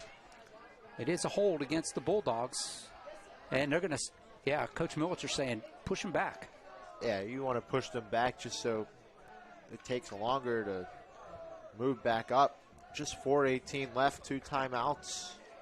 And I think the Bulldogs, they've been trusting here that they are going to come up with points on this drive and then, get a turnover quick or an onside kick because they're not getting to the line quick. You're saying 3rd down. I think it's 2nd, but. It says 3rd down on the field. At the 35, yeah. Johnson looking around. He's going to put it in the air. And that one's knocked away. What a play there by our man Adams, who was injured earlier. Yeah, Dior Adams coming back, making a play, just slipping through the hands, and that's one you want to come down with, but it's definitely good that you get the deflection, and it's now 4th down, and so pretty much do it if you can get a stop. Yeah, it's a big-time play by Adams there. Great job running that ball down. And here, a big-time play here. Chargers just got to make sure you know where 2 is. Don't let him get loose here. Obviously, passing situation. You don't want to commit any penalties either. Nope, 4th and 17. This Play could be the ball game. Johnson looking to pass. There's a hold. No call. Johnson gets it in the air, and that one goes incomplete. And believe it or not, there was no flags thrown, so Chargers take over. Yeah, that was just a good job flushing him out.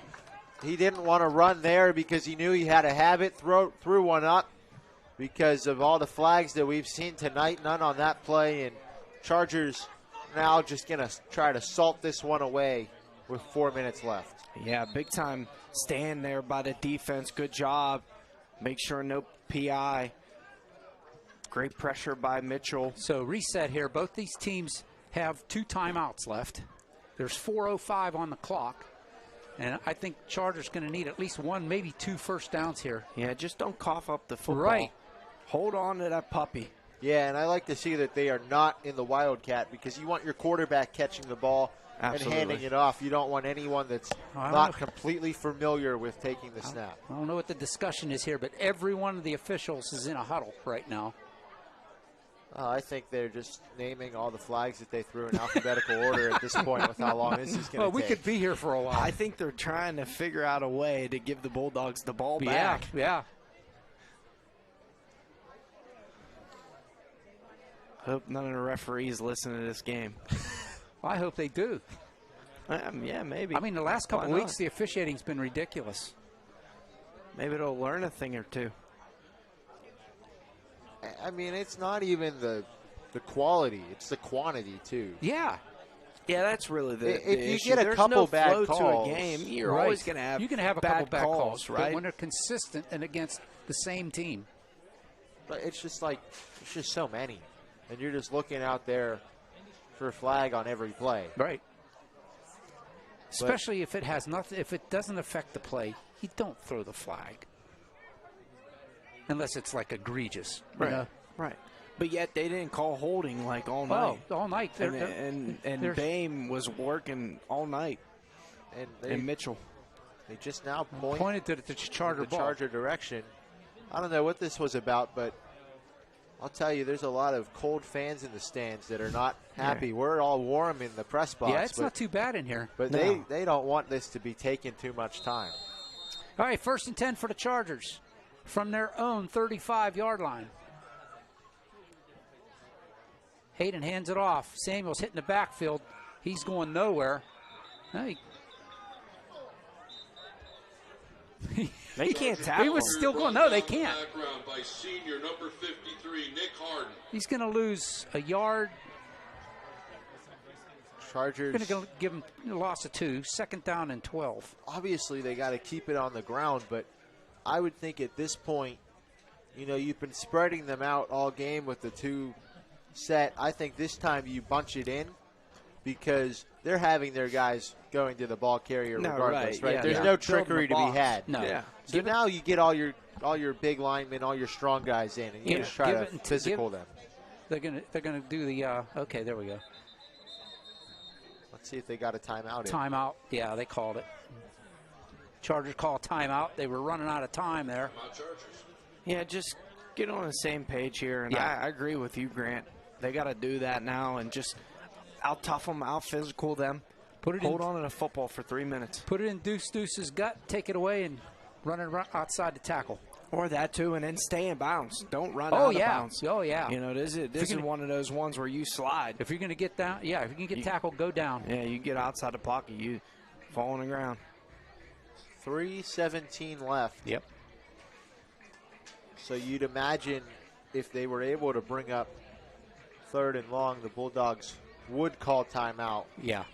If they had all 3, maybe they would not, because then they'd think they could score quickly and get it back. But with just 2, they want that clock to be as high as it can be. Chargers down to 1 timeout. Bulldogs still have 2 in their pocket with 3, as you said, Grant, 3:17 left. Here we go. 2nd down and 12. And there's just no one back there, but you cannot risk throwing the ball. No. Hayden, he's going to throw it. Gets it out to Nestor. Nestor breaks 1 tackle and falls forward. It's going to be inside the sticks. It's going to be 3rd down and probably about 7. Yeah, and I don't like the call. Here comes a late flag. So we'll have to see what that is. But I just don't think that you should risk throwing it at this point because 40 seconds is so huge. And depending on what this flag is, they might not even get to take their 40 seconds off the clock. Right. Interference. Shocking development. Flag on the play. Interference against the Chargers. Go figure that. Yeah, so they're going to get them for blocking early. And it's just another unforced error. So now let's see, what does Shady side want to do? I think they should decline this. No, they're taking it. They're pushing them back. Well, that's going to play into the favor of the Chargers, because if they would have declined it, they would have got the clock to stop for free. It would have been third down. Yeah, now they would have been one play away. Now the Chargers still get to run a minute 20 off or waste timeouts. Second down in forever, though. It's like second down in like 25. Yeah, but when you're up 2 scores, it doesn't matter. Right. Yeah. You're not even trying to get no, this you're first not down. trying to- You're just trying to waste every second you can. Right, exactly. And they're still down 2 possessions, so. And they're actually going to run the clock after the penalty. I'm surprised they didn't stop it. Yeah, so it's under they 3. should wait. The Chargers got 20 seconds. Yeah. They got to wait. Yeah, just let it go. Let it get down to 2 seconds, 1 second, and don't snap the football. Right. Snap it when you get about 3 seconds. Under 10. Keeps looking behind him. He doesn't realize there's a clock by the scoreboard. Snap it and get it off. It's Samuels taking it to the outside. He cuts it upfield, and he's inside the sticks. He's out of bounds. That's what you didn't want to do. Third down. Samuels with carry. Knocked out of bounds. Yeah, like stay in bounds. Yeah. Yeah, now they lost 40 seconds. Right.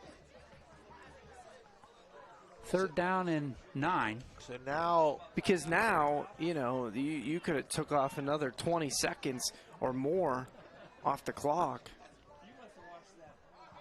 Now if you don't pick up the... Samuels got it again. He gets hit in the backfield. He breaks a tackle, bringing it upfield. He's going to be short of the marker, but he picks up to about the 41-yard line. It'll be 4th down. yeah, now with where this clock is, if the Chargers are able to convert on this 4th down, the clock's going to be extremely minuscule. 4th and 4. 1:56 and a rolling clock. Well, I think you take this all the way down and you call timeout and punt the ball. Oh, it's only 3rd down. It's only 3rd down. I thought it was 4th down. I did too. Timeout. The officials. I think they're going to change the down marker. Yeah, there it goes. It went to 4. I was gonna say.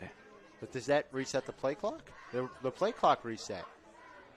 That's good too. So let's see if they run the clock now. 1:41 is on the clock. It's not moving right now. There it goes. Yeah, so now you get an extra 25 seconds. Well, just let it go all the way down. Yeah.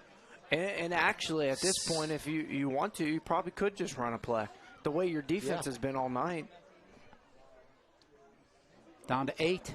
Because obviously, if you manage to get it, it's over. You're going to run it. Samuels has it.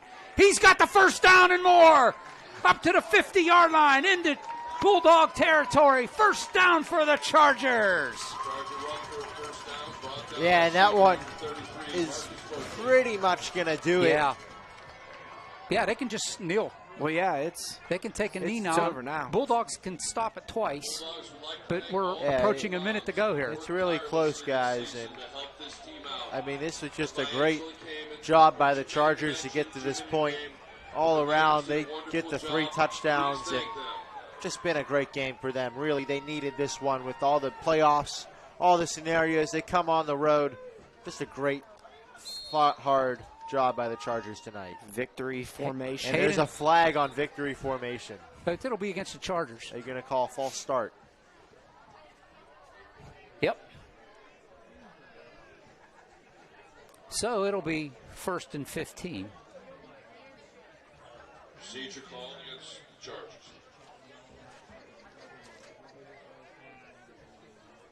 You ever see that, guys? A flag on a kneel down? No. We've seen some different calls tonight. Make you raise your eyebrows. Hayden, under 30 seconds to go. Play clock's at 9. J-Day takes a knee. And that, my friends, will do it.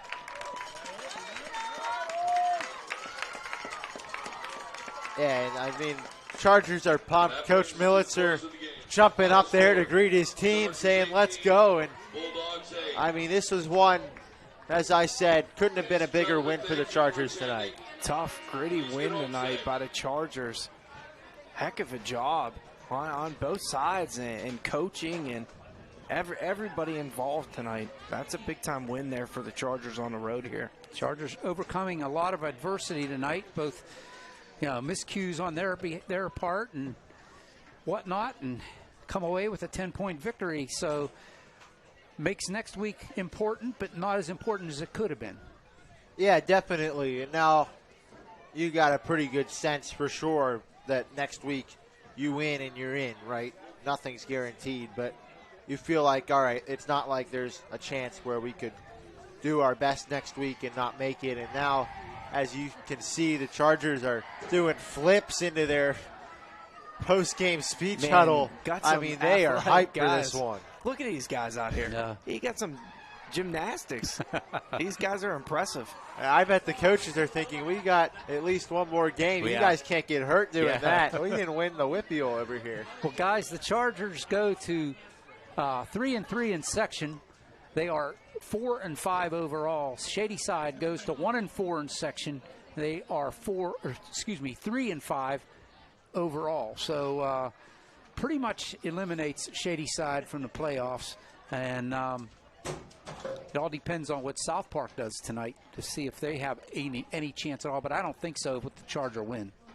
Yeah, I think that, with there just being the one game left, they'd be tied at 3 apiece. Chargers got the head-to-head. So the Chargers are going to wind up finishing 4th in their section, which, traditionally would be good considering that there's 3 sections, 4 wild cards. 4 is the highest spot that you can get and not get an automatic spot. So Chargers in a tough section in a great spot. Yeah, I was going to say their section's definitely the toughest in one Double A, toughest, I would say. Yeah.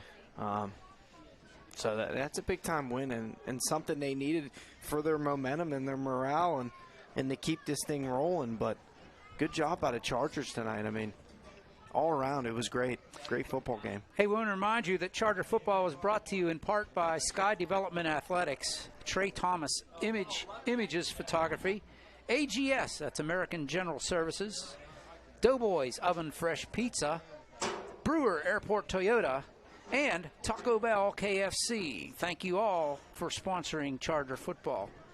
So next week at Moon Stadium, the Eagles from Keystone Oaks invade. Chargers see if they can do it again next week and go into the playoffs on a winning step.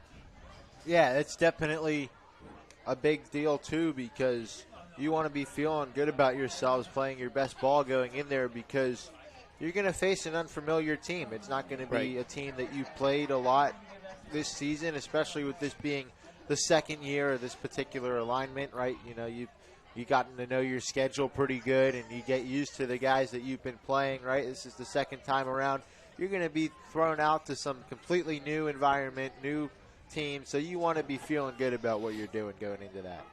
Yeah, and I think the biggest thing, too, is getting a home game again, getting back on home turf and being able to play a home game. You just got a nice, great road win, road warriors, all business. And now it's like preparation into, shifting your focus to, like you talked about, a lot of more film work this week probably, talking through stuff. A Keystone Oaks team that you haven't seen really much. But I will say this, the Chargers can feed off of what they did tonight offensively and defensively. I mean, the stuff on offense worked, the bubble screens worked, the running up the middle with Samuels, Ty getting some Wildcat action early that worked for him, JJ being able to use his legs and also throw downfield and had some, big-time plays, and Pino, and those guys. And then on the defensive end, Bayman and Mitchell and Harris, those guys all night. And, the whole defense, but those guys on pursuit the whole night, on putting pressure on Johnston, and they got to keep that rolling in the next week. We'll remind you, lots of Charger athletics this coming week. Playoff action. This boys soccer play on tomorrow at Moon at 1 o'clock. The girls play on Tuesday the girls soccer team play it Tuesday at Springdale at 8 o'clock. The girls volleyball team will play on Tuesday at the newly renovated AAC, and that's on Tuesday at 7:30. And the WPIL girls cross-country team will compete for the WPIL championships on Thursday at White Oak Park out near McKeesport. So lots of opportunities to go out and support your Chargers. I know I'm going to try to get out into the volleyball game. Hope you guys see you guys there. And guys, everything went well for the end. All's well that ends well, right? Yes. Absolutely. The final score was in favor of the Chargers, and that's what we like to see.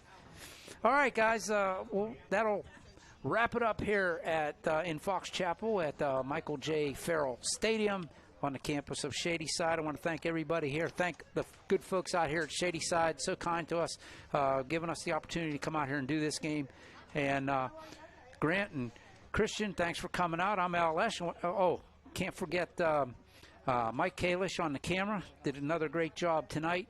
And, of course, Heather Parker, all she does and getting us ready for these games. I'm OLSH saying thanks a lot, everybody. Chargers win 18-8 over the Shady Side Bulldogs and go on to the Keystone Oaks Eagles next week. Good night, everybody.